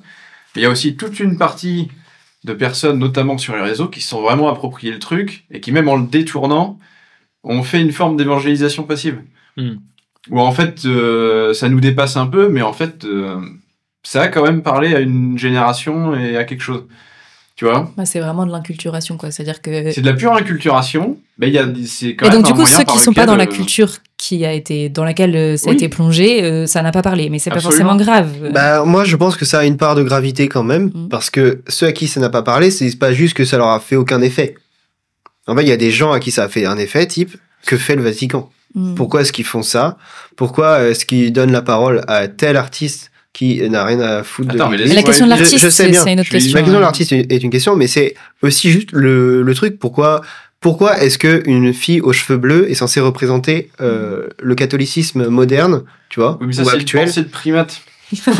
Attends, je vais m'expliquer. Est-ce que ça Ouais, fait... Attendez, laisse-le finir parce qu'il faut qu'il aille jusqu'au bout. Est-ce que ça me donne envie de prier ? Est-ce que ça me tourne vers Dieu ? Est-ce que ça me met en mouvement vers Dieu ? Ou en fait non, ça me met plutôt en mouvement vers le monde. Oui, mais en fait. Et est-ce que j'y vais vraiment avec Dieu ? Parce qu'en fait, tu vois, c'est un peu toutes ces questions-là. Et pourquoi est-ce que du coup le Vatican nous donne ça en exemple, comme si c'était l'exemple à suivre pour aller vers le Christ, que ce serait ça le chemin vers le Christ, tu vois ? Mais oui, mais ça pour moi, c'est complètement faire abstraction du but le but d'une mascotte, ce n'est pas d'être un exemple. Un Même pas un exemple. C'est même pas un exemple. En fait, c'est un C'est un élément fédérateur. Alors, qui C'est un- fédère plus ou moins, suivant les voilà, mascottes. plus ou moins. Non, mais de fait, ça peut être plus ou moins Et puis réussi. c'est un truc qui symbolise. Tu vois, l'idée d'en avoir fait le fait qu'il ait les cheveux bleus, en plus, ça n'a même pas à voir avec un espèce de modernisme en particulier. C'est juste que dans la culture manga, tu vas retrouver des personnages avec des couleurs de cheveux de partout. Là, pour le coup, c'est une question de style graphique. C'est pas une question d'idéologie derrière. Personne n'a Oui, dit qu'il mais- fallait avoir les cheveux bleus pour aller passer la porte sainte. Non, mais c'est ça. sûr que Et non. qu'en fait, il y a pas ce n'est pas le but d'une mascotte. L'idée, c'était d'interpeller avec quelque chose de différent pour aller chercher des personnes qui vont être éloignées avec un truc, tiens, tu vois, je sais pas, par exemple, tu disais tout à l'heure, Star Wars, ça avait beaucoup compté dans ton parcours de foi. Pourtant, Star Wars, c'est pas ton exemple. Non ? Voilà, mais là, ça revient exactement au même. Et donc, en fait, pour moi, c'est ne pas comprendre le but du truc. Mais bref. Non, mais ça j'entends. Ouais. Ça, j'entends parfaitement. Parce Mais donc, qu'en de fait, se tout le dire, monde c'est n'a pas- pas une pensée de com quand il voit le truc. Bah oui. Mais en fait, le fait est que ça vienne du Vatican et que ce soit quand même quelque chose auquel tu es censé un peu te rattacher comme un truc fédérateur, bah, tu te dis, je suis fédéré autour de quoi, en fait ? Autour de ça, et pour beaucoup de gens, bah, c'est pas le visage fédérateur de l'Église qu'ils ont envie de voir, tu vois, et auquel ils appartiennent. Oui, mais en fait, Ils se sentent pas fédérés par ça, tu vois. oui, mais la plupart des gens qui vont pas se sentir fédérés par ça n'ont même pas besoin d'une mascotte en soi pour être fédérés. Oui. C'est ça le truc, c'est qu'en fait, c'est Oui. prendre égoïstement un truc Qui n'est pas... au lieu de penser qu'il est pas fait pour eux, mais qu'il est fait pour les autres. Oui, ça j'entends. Voilà. Donc en fait, Mais en tout cas, voilà, moi je suis porte-parole de ces. Parce que Oui. j'ai beaucoup plus entendu de négatif vis-à-vis de ce truc-là. On peut et, analyser vos bulles chacun. ouais, c'est vrai. Ouais, non, bien sûr. Mais bien évidemment. Parce que moi, c'était sur X, qui est quand même. Ouais, mais moi je vais. Où là, c'est plutôt le festival du pharisien, encore plus qu'Insta. Ouais. Et donc moi, j'étais assez surpris parce que sur X, ça a quand même beaucoup tourné. Mais bref, Ok. tout ça pour dire que. Intéressant. Bon, moi je trouve que le résultat a plutôt porté ses fruits de ce truc-là, c'est diffusé partout et le fait d'en avoir créé des mèmes dans tous les sens, d'un point de vue effet de com, il y a un jubilé. Ne serait-ce que ça, en fait, d'habitude, quand il se passe un truc dans l'église, sur les réseaux, personne n'en entend parler. Ouais. Et pour une fois qu'on a un truc mieux qu'un logo loi de 1905 horrible. Parce que le logo est... Alors le logo est Allez, ignoble. on passe pour autre chose. Voilà. Oui. Et donc, en fait, je préfère ça, même si, bon, voilà, ça a été mal compris, etc., que... Enfin, au moins, on en a entendu parler. Bad buzz is buzz. Non, Bad buzz is buzz. Bref, c'est non, pas mais exactement ça c'est la pas conclusion exactement de... ça. C'est pas ça la conclusion. Ah oui, non mais. Mais en fait... bon, c'est un vas-y, peu ce que tu. Ouais. Et donc, Mais pour d'accord. finir le truc, en revanche, le choix de l'artiste est complètement... Enfin, en fait, ils l'ont pris de manière un peu random parce que le gars se trouvait à Rome à ce moment-là, c'est ça ? Enfin, ou en tout cas, en fait, c'est un Italien. En fait, il a fait de ce que j'ai compris, évidemment, ça se trouve, je me trompe, mais en regardant un petit peu ses réseaux, il a travaillé sur un logo pour personnifier dans un petit personnage du même type que Luce, l'Italie. Voilà, Ouais, dans voilà, un c'est ça. événement un peu mondial ou je sais pas quoi, ou pour faire parler de l'Italie comme voilà, à travers une petite mascotte. Et donc le Vatican qui est en Italie, hein, comme finalement on l'a dit, puisqu'il y a eu cette espèce de sombre réunification nationaliste Garibaldi dans les années 1870, un truc infâme. Bref, donc il se trouve que le Vatican est maintenant entouré par l'Italie. Et donc... Voilà. Et bien, les mecs se sont dit, oh bah tiens, laissons-nous inspirer par cet esprit italien fascisant, ou moderniste, pardon. Et donc, on va prendre leur petite... Enfin, on va même prendre le même illustrateur, là, pour nous faire une petite mascotte. Voilà. Parce que je voyais un commentaire qui disait... Ouais, ils ont fait exprès de le prendre pour avoir encore un mec qui va venir humilier l'église, parce que c'est un gars qui a fait le reste de son œuvre. Ouais, oui, c'est quand même...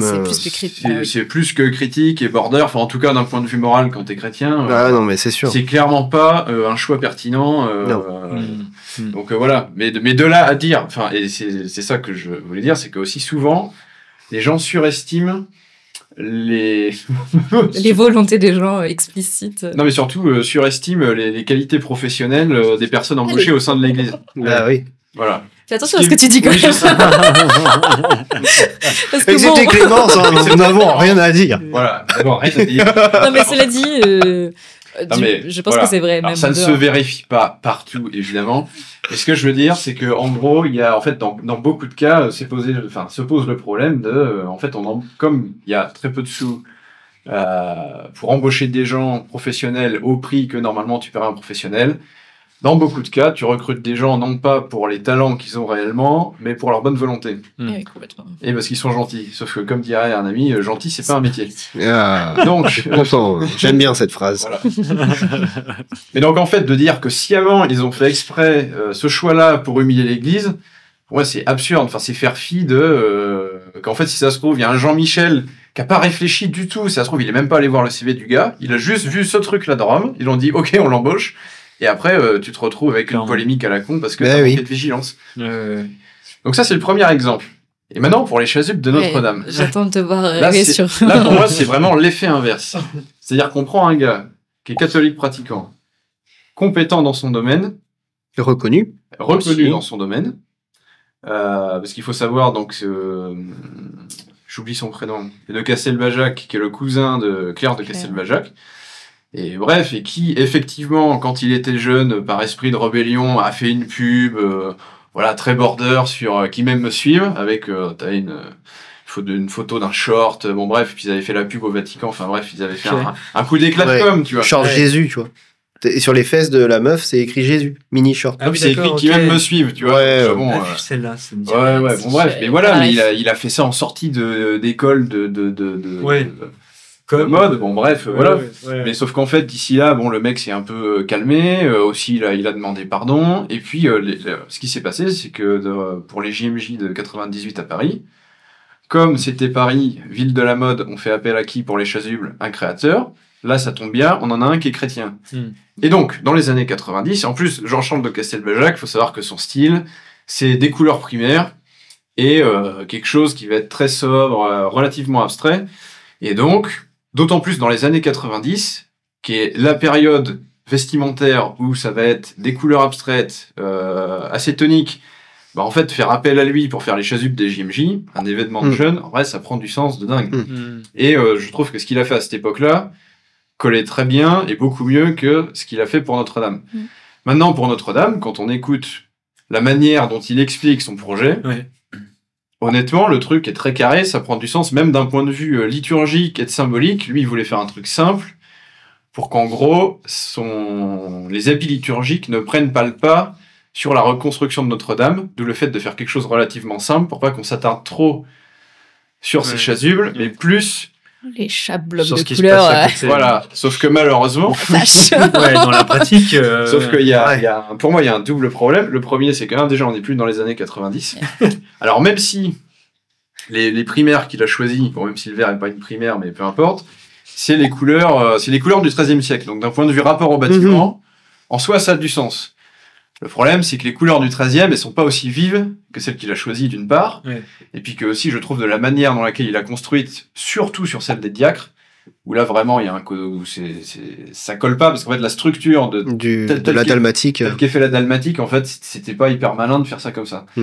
Donc en fait là ce que je veux dire, c'est qu'à l'inverse du cas qu'on a cité précédemment, là on a un gars qui est compétent, qui est bien pour faire le truc, en plus il est catholique, mais par contre le résultat produit est bancal, et aussi voilà, je pense que ça aurait mérité de lui donner aussi, je pense, un brief peut-être plus complet, pour que du coup, ce qu'il allait produire, là, je pense qu'il y a eu aussi une grande liberté créative qui a été donnée. Oui, c'est sûr.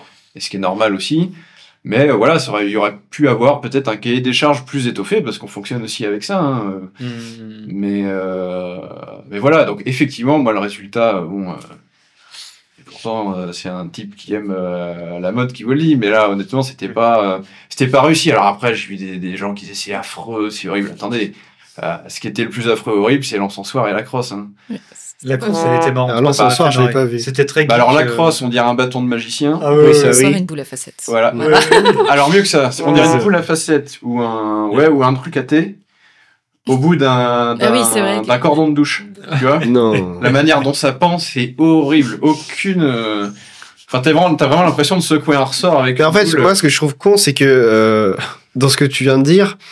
Oui, l'objectif c'était pas de s'attarder sur les chasubles, erreur, tu vois, parce qu'en fait on s'attarde que là-dessus. Non mais du coup ça n'a pas. Alors, on s'attarde pas que là-dessus. Non, évidemment, tout le monde est très heureux de voir Notre-Dame réouverte, etc. C'est très beau, les artisans ont fait un travail de malade, mais c'est dommage parce qu'au final, on a quand même beaucoup polémiqué sur le sujet, parce que je pense aussi que on est habitué à vouloir montrer aussi que l'église, ça va plus, c'est pas du tout comme avant, c'est pas normal. Et je pense qu'il y a des gens pour qui c'est une passion de cracher sur tous les petits détails de l'église contemporaine et de pas juste voir que en fait c'était beau.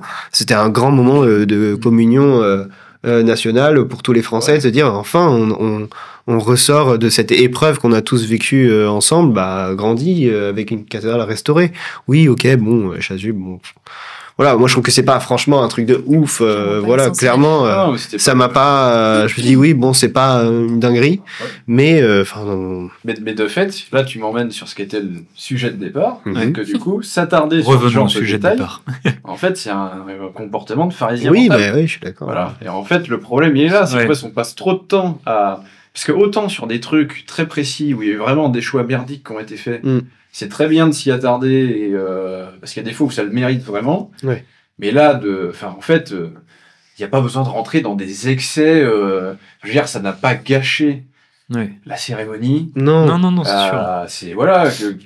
Et puis en vrai, je crois que ça a plus fait jaser les cathos que les autres eux-mêmes. Les autres eux-mêmes étaient plus interloqués par la présence de Trump, Zelensky, de dire putain ils sont là. Qu'est-ce que ça veut dire? Pourquoi on parle autant de Notre-Dame? Ça fait chier. Et puis en fait, j'ai vu typiquement le petit gars que j'adore, le Breton, qui fait des vidéos, qui était aussi acteur avant, qui écrit des bouquins sur Paris, sur l'histoire de Paris et tout. Ah oui, je vois. Je sais plus. Oui, il est de Vannes d'ailleurs, j'ai une semble. Ouais. Il est de Vannes. Qui rappelle en gros sur un plateau télé en quoi c'est important Notre-Dame, et pas seulement juste pour dire que c'est catholique, mais en fait pour dire oui c'est catholique, en fait ça a été construit en telle année et c'est ces gens-là qui ont construit ça, voilà ce que ça représente, c'est notre histoire, c'est l'histoire de la France, et voilà pourquoi c'est important, et on s'en fout de se dire que c'est parce qu'on est catholique ou pas en fait, et que c'est un héritage, et que l'héritage et l'histoire sont importantes pour se remémorer et pas refaire et d'autant plus les mêmes erreurs à chaque fois. Et donc, mais ouais, c'est cool. En tout cas, tes exemples étaient, super cool, très concrets. Et tu disais en off, peut-être que tu veux rebondir là-dessus. Enfin, moi, ça me fait penser à ce que tu avais dit tout à l'heure, que tous les cathos que tu interrogeais sur les vidéos, par exemple, de Frère Paul Adrien, qui est peut-être le youtubeur catholique le plus connu, si je dis pas de bêtises. Oui. Les catholiques que tu interrogeais sur le sujet de qu'est-ce que vous en pensez, en fait, tu disais que la plupart, en fait, à chaque fois, le motif qu'ils invoquent pour regarder ces vidéos, c'est être à l'affût de ce qui se dit. De chercher la petite. Voilà, chercher, est-ce qu'il va pas dire une connerie? Vérifier qu'il est catholique, finalement. En fait, il y a moi, ça m'emmène sur un sujet sur les réseaux, pareil, pour parler du concret, pour faire corps. Mais ça m'appartient qu'à moi, et je pense que ça fait partie de ma sensibilité. Et donc, c'est très personnel ce que je vais dire. Mais je trouve qu'on fait une erreur, les chrétiens, sur les réseaux. Et qui peut être vraiment très grave. Enfin, voilà, en tout cas pour moi, selon moi. C'est que ce qui fait du clic, ce qui fait de la vue, c'est de répondre concrètement à des questions concrètes de la vie. Par exemple, ce qui va faire le plus cliquer, c'est est-ce qu'on a le droit de coucher avant le mariage ? Pourquoi on n'a pas le droit ? Est-ce qu'on a le droit de se faire tatouer ? Est-ce que, et toujours répondre par oui ou par non. Et beaucoup de chrétiens qui font beaucoup de vues sur les réseaux ont les réponses. Et je trouve que avoir la réponse, pour moi, c'est horrible, en fait. C'est horrible d'apporter une réponse à quelqu'un qui se pose des questions, qui est en chemin. Et alors quand tu lui donnes une réponse, il va s'arrêter sur quelque chose sans faire le chemin après. Alors qu'en fait, le chemin, c'est à toi de le faire. Donc c'est important, pas d'apporter une réponse, mais d'apporter des pistes de réflexion. Et que le chemin se fasse naturellement. Et donc, moi, pour parler dans le très concret, et voilà, je trouve que c'est dommage qu'aujourd'hui, il y a beaucoup de chrétiens sur les réseaux qui proposent ce genre de contenu et qui vont surfer dessus et qui vont... voilà, je réponds pas tout à fait à ta question par rapport effectivement à Frère Paul Adrien, mais je pense que ça part d'un tout général, c'est que, en fait, vu que Frère Paul Adrien, comme beaucoup d'autres, disent arrêtez de faire ça, c'est pas bien. Ouais.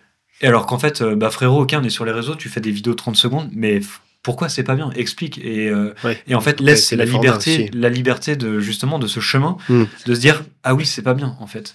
Alors oui, on n'a pas le temps sur les réseaux, les vidéos qui durent plus de 2 heures d'explication, ça va pas faire cliquer, sauf pour les tarés comme nous qui adorons Arnaud Dumouche et qui regardons des vidéos de théologie de 4 heures à 2 à l'heure, mais ça, c'est parce qu'on est maso.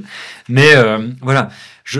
Et moi, voilà, ça m'énerve et j'essaye de pas faire ça. Et c'est aussi pour ça que je fais ce genre de contenu. Et c'est aussi pour ça que cette table, elle existe. C'est parce que je sais qu'on va pas répondre à des questions, qu'on va apporter ce qui nous touche, notre élément de réponse, mais qu'il est tellement différent, même si le fond est pareil, qu'il est tellement différent que ça va apporter des pistes de réflexion pour des gens. Et sinon, je ferais pas ça. Et donc voilà, pour moi, ça, c'est le truc dommage de l'Église sur Internet et qu'il faudrait pas que ça prenne encore plus d'ampleur, quoi. Mais voilà. Oui, après, moi, ce que je voulais dire, c'était par rapport au fait que les catholiques, entre nous, on est vachement à chercher à vérifier. En fait, il n'y a plus d'inquisition, tu vois. Mais non, mais vraiment, c'est en fait, finalement, moi, je pense qu'il y a le grand problème de l'Église contemporaine, c'est qu'il n'y a plus d'inquisition, tu vois, finalement. Et donc, les quatre, c'est bon, on arrête. Les catholiques font l'inquisition entre eux. Tu vois, ce que ça engendre, puisqu'il y a une perte de l'autorité. Il n'y a plus l'exercice de cette saine autorité de l'Église qui va dire, ok, justement, ça c'est correct, ça c'est incorrect, tu vois, et qui peut expliquer pourquoi, parce qu'on fait des disputatio, comme tu l'as dit tout à l'heure, où en fait chacun, en fait, s'il y a des positions qui sont vraiment problématiques dans la société, on fait, ok, très bien, prends la parole. Viens Galilée, viens expliquer pourquoi en fait tu penses que la Terre tourne sur elle-même et puis autour du Soleil, tu vois. Explique. Mais justement, je pense que l'Église a tort de dire aussi, de prendre ce rôle, de dire c'est bien, c'est pas bien. En fait, c'est comme Jésus, tu vois, il faisait pas ça non plus vraiment. Tu vois, il disait, il disait pas il ça. Parlait en parabole. Tu vois, et les gens comprenaient pas, et puis il réexpliquait à ceux qui étaient plus proches, un peu plus précis, et les gens comprenaient toujours pas, mais il disait pas, il y avait toujours un espèce de doute, une contradiction, et c'est pour ça qu'on en parle toujours aujourd'hui aussi. Ouais, en même temps, on revient un peu à ce qu'on disait tout à l'heure aussi, mais le but, c'est pas non plus d'éluder ce qu'on sait être vrai. Mais je pense qu'on a un problème avec le mot moral, parce que du coup, on l'entend comme quelque chose qui dit, comme ce que tu dis, ce qui est bien, ce qui est pas bien. Alors qu'en fait, c'est pas ça. La morale, c'est donner les outils pour que la conscience de la personne puisse s'exercer. Et moi, je suis d'accord avec toi sur le problème de vouloir trop vite répondre aux questions des gens. Mais ce serait pas non plus une bonne solution de ne pas vouloir y répondre. C'est-à-dire que s'ils se posent ces questions-là, faut les prendre là où ils sont. C'est ça. Alors, il faut les prendre là où ils sont et dire, ok, toi, tu veux un truc très légaliste de est-ce que j'ai le droit de faire ça, est-ce que j'ai pas le droit de faire ça, quand est-ce que je passe la ligne rouge ? Bon, t'en es là. Moi, mon but, c'est de dire, en fait, ces questions qu'elles sont là, je vais pas te dire c'est bien, c'est pas bien. Il y a des... Je sais pas comment dire ça, mais il y a des choses qui sont moralement bonnes et qu'on sait moralement bonnes ou moralement mauvaises, mais qui sont sous-tendues par une expérience que tu as appelé à vivre. Et donc, en fait, le but, c'est ce que tu disais aussi, c'est de te faire ce chemin-là. Mais les deux extrêmes sont mauvais, quoi. C'est-à-dire, en fait, il faut pas non plus ne jamais être sur les questions morales, parce qu'en fait, si on abandonne complètement les questions morales... C'est pas les abandonner. En fait, non, mais je suis d'accord avec ce que tu disais, hein, c'est faire le chemin. Mais en fait, mais c'est pas du coup non plus une dilution de ce qui est vrai, de ce qui est bon, et c'est pas un relativisme de tout ce que tu penses peut être juste ou vrai, quoi. En fait, il y a aussi, je pense, à travers cette question que tu poses, il y a pour moi une question de pédagogie. Et en fonction des individus, tu peux pas adopter la même pédagogie. Parce que certains ont besoin, et la plupart des gens, en fait... Ça, c'est un grand problème aussi, mais oui. La plupart des gens, et surtout à notre époque où, justement, comme je le disais, il n'y a plus d'autorité, les gens ont besoin de retrouver des autorités. Et ils voient dans l'Église une autorité, et ils vont chercher dans l'Église une direction. Et donc, certains prêtres, et c'est normal, parce qu'ils ont une autorité... Attends. C'est juste que du coup, il y a une forme de pédagogie qui est une forme de pédagogie directive. Tu donnes une direction, tu vois, et tu es clair et un peu autoritaire quelque part dans la forme dont tu vas dire les choses, parce que les gens n'ont plus de repères et ont besoin de repères solides. Donc là, tu leur donnes un bâton, un repère solide, un jalon. Allez là, le setup, tu vois. On est tous morts. Non mais... Tu vas donner des repères solides qui vont permettre aux gens d'avancer. Et une fois qu'ils sont remis en mouvement, comme disait Clémence, là, ils vont commencer à gamberger, et là, tu vas pouvoir leur amener la liberté des enfants de Dieu. Oui, sûrement qu'il y en a qui ont besoin de ça. Et toi, tu as peut-être plus besoin d'une pédagogie où on va dire, bah tiens, essaye ça, tu vois. Et essaye ça, c'est pas la même chose que fais ça. Tu vois, c'est essaye ça, tu vas voir sous tels aspects, ça va te permettre de ça, ou ça aussi, ça peut être un bon moyen, tu vois, et on te met plusieurs pistes, et puis c'est à toi de faire ton truc, tu vois, et il y a plein de styles de pédagogie différents, et en fait ça s'ajuste en faisant vraiment de l'accompagnement personnalisé, tu vois, et tu peux pas vraiment le faire sur Internet, réseaux sociaux, et je pense que c'est très difficile. Mais justement, il faudrait éduquer les gens aussi à prendre ce rythme-là, pourquoi pas, pourquoi pas. Oui. Tu vois, c'est ce que je dis, c'est que dans quel but on le fait? Est-ce qu'on le fait parce que la logique, elle est, on est chrétien, on veut évangéliser, on doit faire des vues. Qu'est-ce qui fait des vues? C'est le putaclic, c'est le bad buzz. Tu vois, non mais si c'est cette logique-là, frérot, arrête de faire des vidéos parce que tu vas te détruire et tu vas détruire des gens aussi à un moment donné, tu vois. Même si sur le coup tu fais du bien, après ça va être éclaté, frérot. Donc si tu pars de cette logique-là, c'est pas bien. Et donc éduquer les gens, c'est en même temps c'est pas éduquer les gens parce que c'est nul de dire ça, mais c'est grandir ensemble en fait, c'est juste ça. Mais je sais que en fait t'as raison, et c'est vrai, les gens aussi ont besoin de repères, on a besoin de repères, et c'est juste que moi peut-être plus personnellement je traverse une période de ma vie où plus je me rapproche de Dieu et plus je me sens proche avec lui, plus je me dis qu'en fait je le connais absolument pas en fait, et que réellement je sais pas qui c'est, tu vois. Et que c'est pour ça que cette prière de François, à chaque fois, elle m'accompagne. En fait, t'es qui, Seigneur, quoi? Et tout au long de ma vie, je pense que j'aurais ça. Mais en fait, t'es qui, quoi? Et moi, je suis qui, en fait? Et du coup, c'est ça qui m'amène à des pistes de réflexion dans ma tête, où j'ai sûrement tort, mais de me dire, mais en fait, est-ce qu'on a raison sur ça dans l'Église, tu vois? Est-ce qu'on a raison de penser ça, de penser ça? Et du coup, il y a une forme de dérangement, moi, d'être autoritaire sur des... Bien sûr. Tu vois, c'est ça. Et moi, je pense que le Seigneur, il te prend avec ça, tu vois, et là où tu en es, et peut-être que tu es un peu plus loin, que en fait tu as eu besoin de jalons un peu d'autorité, etc. à un moment dans ta vie, parce que tu avais besoin de repères, tu les as eus, tu les as interrogés, parce que on fait tout ça dans le cheminement de l'éducation, tu vois. À un moment, on interroge ce qu'on a reçu de nos parents, et à un moment où dans notre vie d'adulte, on s'est rendu compte que en fait j'ai pas de repères, je suis perdu, on t'en donne, ok super, tu les réinterroges, et tu grandis, tu vois. Et après, t'es vraiment beaucoup plus sous la conduite de Dieu lui-même, entre guillemets, qui te montre aussi en ayant affûté ton discernement, parce que tu peux prendre ou ne pas prendre, etc. Et il te nourrit vraiment, il fait un travail de finition, tu vois. Et ça, avec ce que tu vis là, en fait, tu amènes ça aussi dans tes vidéos, dans ce que tu partages, et tu vas pouvoir donner une forme de pédagogie différente, tu vois, à des gens qui ont besoin de cette pédagogie-là plutôt que de celle de frère Paul Adrien ou d'un autre youtubeur, en fait. Ouais, je comprends. Et tout ça, c'est complémentaire et tout ça collabore, en fait, à la plus grande gloire de Dieu, tu vois. Tout ça contribue, en fait, à faire l'Église et on est tous interdépendants, on a tous besoin les uns des autres et ça revient finalement à cette universalité de l'Église dont on parlait au tout début. Je décale un tout petit peu le sujet parce que c'est pas exactement le sujet de la morale, mais dans l'Église, on a un trésor incroyable, c'est la question de l'accompagnement spirituel. Et pendant un temps, l'accompagnement spirituel, ça s'appelait la direction spirituelle. On n'utilise plus trop ce mot-là parce que je pense que justement, on a voulu essayer d'être attentif, de se dire le but est pas que la personne remette sa conscience dans la main de la personne qui l'accompagne. C'est elle qui reste, en fait, maître du chemin. Et le but, c'est un accompagnement pour pouvoir faire le chemin avec le Christ.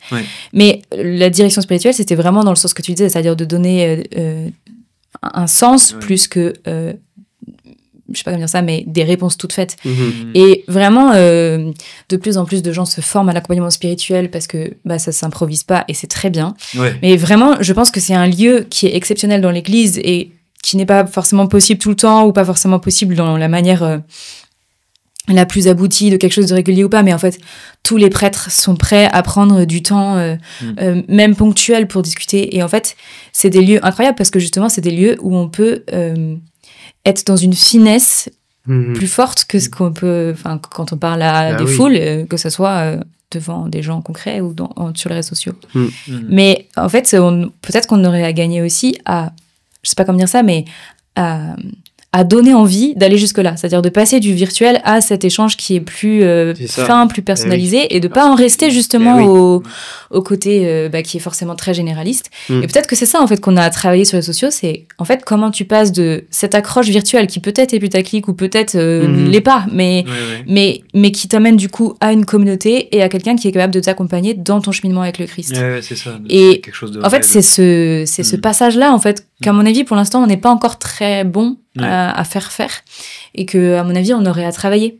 Et après, comment est-ce qu'on répond au point d'accroche ? Bon, voilà, je pense qu'il peut y avoir des méthodes différentes, plus ou moins critiquables, et voilà, mais à mon avis, ce passage-là, pour l'instant, on n'est pas, on est à côté, quoi. Ouais, ok. Mais moi, pour conclure, ce que je dirais, sur un peu tout ce qu'on a traité, de fait, il y a un point qui me paraît essentiel, c'est de ne pas oublier, là je parle encore une fois du contenu des réseaux, mais en fait, pour tout le temps qu'on passe dessus, d'arrêter de s'engueuler entre nous sur des sujets où en fait déjà, on passe pour des cons auprès de ceux qui sont pas croyants, ils sont en mode, attends, ils ont une seule foi, mais c'était pas clair cette histoire. En fait, il y a des gens qui réfléchissent sur la question, dont c'est vraiment le boulot, qui savent mieux, donc en fait, quand t'as pas tous les éléments, c'est mieux d'écouter quoi qu'il arrive, assez logiquement. Et troisième point, de fait, chaque personne est différente et il y a en fait, tes besoins ne sont pas les mêmes que ceux de ton frère. Donc, faut y aller doucement en besogne et déjà, si on arrêtait de faire des réseaux un lieu de pharisianisme maximum, ça serait super. Parce que aussi, en fait, c'est bien qu'il y ait des tradis, c'est bien qu'il y ait des charismatiques, c'est bien qu'il y ait des gens normaux. C'est une vanne. Non, mais voilà, en fait, c'est bien qu'il y ait une diversité dans l'église. Mais voilà, c'est bien qu'il y ait cette diversité-là. Faut pas avoir peur d'entendre des trucs qui, des fois, nous paraissent bizarres ou qui puissent paraître en contradiction avec la doctrine à l'instant T. Parce qu'en fait, il y a des débats théologiques, ça prend du temps. Là, on est dans une ère de l'instantanéité. Et en fait, il y a des trucs où ça s'est réglé des dizaines d'années après que le théologien en question qui a formulé les thèses soit mort. Donc en fait, on se calme. Est-ce que t'es théologien ? Non. Donc, ferme ta gueule. Non, mais voilà. Mais en tout cas, voilà, de garder cette prudence et qu'on arrête de se taper dessus entre nous. C'est ridicule. Alors, t'en penses quoi ? Il est sage, mon frère. Il est sage, très sage. Ta petite conclusion, Swan, c'est quoi ? C'est quoi la tienne ? Non, pour moi, voilà, je garde la croix. Voilà. Je pense qu'il faut qu'on apprenne à vivre ensemble et à s'aimer. Voilà. C'est beau. Oh, le hippie. Ça me donne la gerbe. Non, Mais il a raison. Et il a raison. C'est très, très beau. C'est vrai. Ouais, it's over. Bah, peut-être que j'y reviendrai, mais voilà. Ok. Pour l'instant, je Ou pense pas. il n'y aura plus le temps. La carte SD te dit non. Non, mais en vrai, je te rejoins là-dessus. Si j'avais une conclusion sur tout ce qu'on a dit, c'est de dire aux gens et à moi-même que s'il y a des choses qui peuvent des fois blesser, qu'on comprend pas, mais qu'en fait c'est pas grave, que ça définit pas l'Église, que ça définit pas la foi ou notre questionnement ou notre cheminement, et qu'en fait il est important de parler de ces questions justement à quelqu'un de confiance, à des potes, d'en parler, parce qu'en parler aussi ça permet de faire grandir son opinion et d'approfondir certains sujets et de pas rester seul avec tous ces sujets ou même des souffrances, et que c'est pas grave que c'est ok d'être en colère contre certains sujets, que c'est ok d'être en colère contre certains trucs de l'Église, mais que ça la définit pas, et que ça définit pas la foi, et que en fait Dieu, malgré tout ça en dessous, il t'aime et que il t'accompagnera toujours. Voilà, je me le dis aussi pour moi. C'est ma conclusion. Il faut s'aimer les uns les autres, et Dieu aime tout le monde, mais vous êtes vraiment... Les gauchistes. Ah, mais c'est vrai, en fait, de retrouver le sens de la nuance. Ouais, bah oui. Aussi. Ouais. Ça, on est dans un monde, enfin, puis d'autant plus quand tu es en recherche de vérité, n'oublions pas que la vérité, c'est le Christ, et que donc on en touche une toute petite partie, on toute n'a jamais petite fini partie. de... Et donc en fait, Oui. il faut accepter et retrouver le sens de la nuance. Ouais, totalement. Et en fait, je trouve ça beau de dire la vérité, c'est le Christ, et que le Christ, il se trouve dans notre frère, notre sœur. Ouais. Enfin, il sait assimiler en fait à celui qui est vulnérable, à l'autre, au prochain. Et la vérité, c'est d'abord là, la vérité qui crie devant moi. C'est-à-dire que si je veux aimer mon frère, ma sœur, en fait, je dois être à l'écoute du Christ en lui qui parle en lui, de cette vérité qui est là devant moi. Vrai en fait. exercice, hein. De commencer par chercher le Christ en l'autre avant de se raidir sur ce qui vient me déranger ou quoi. Sacré exercice. Ouais, de ouf. Et en particulier sur les réseaux sociaux, on est bien d'accord. D'autant plus. Mais je pense que même si on est un peu parti dans plein de sens et tout ça, et que peut-être même parfois on a eu l'impression de manquer de nuances parce qu'on parle entre nous, donc mais je trouve que enfin, vous allez voir comment ça évolue votre podcast, mais c'est une super expérience justement d'avoir des espaces où on a le temps pour échanger, pour réfléchir, pour pas juste s'arrêter sur là où moi j'en suis de ce chemin-là.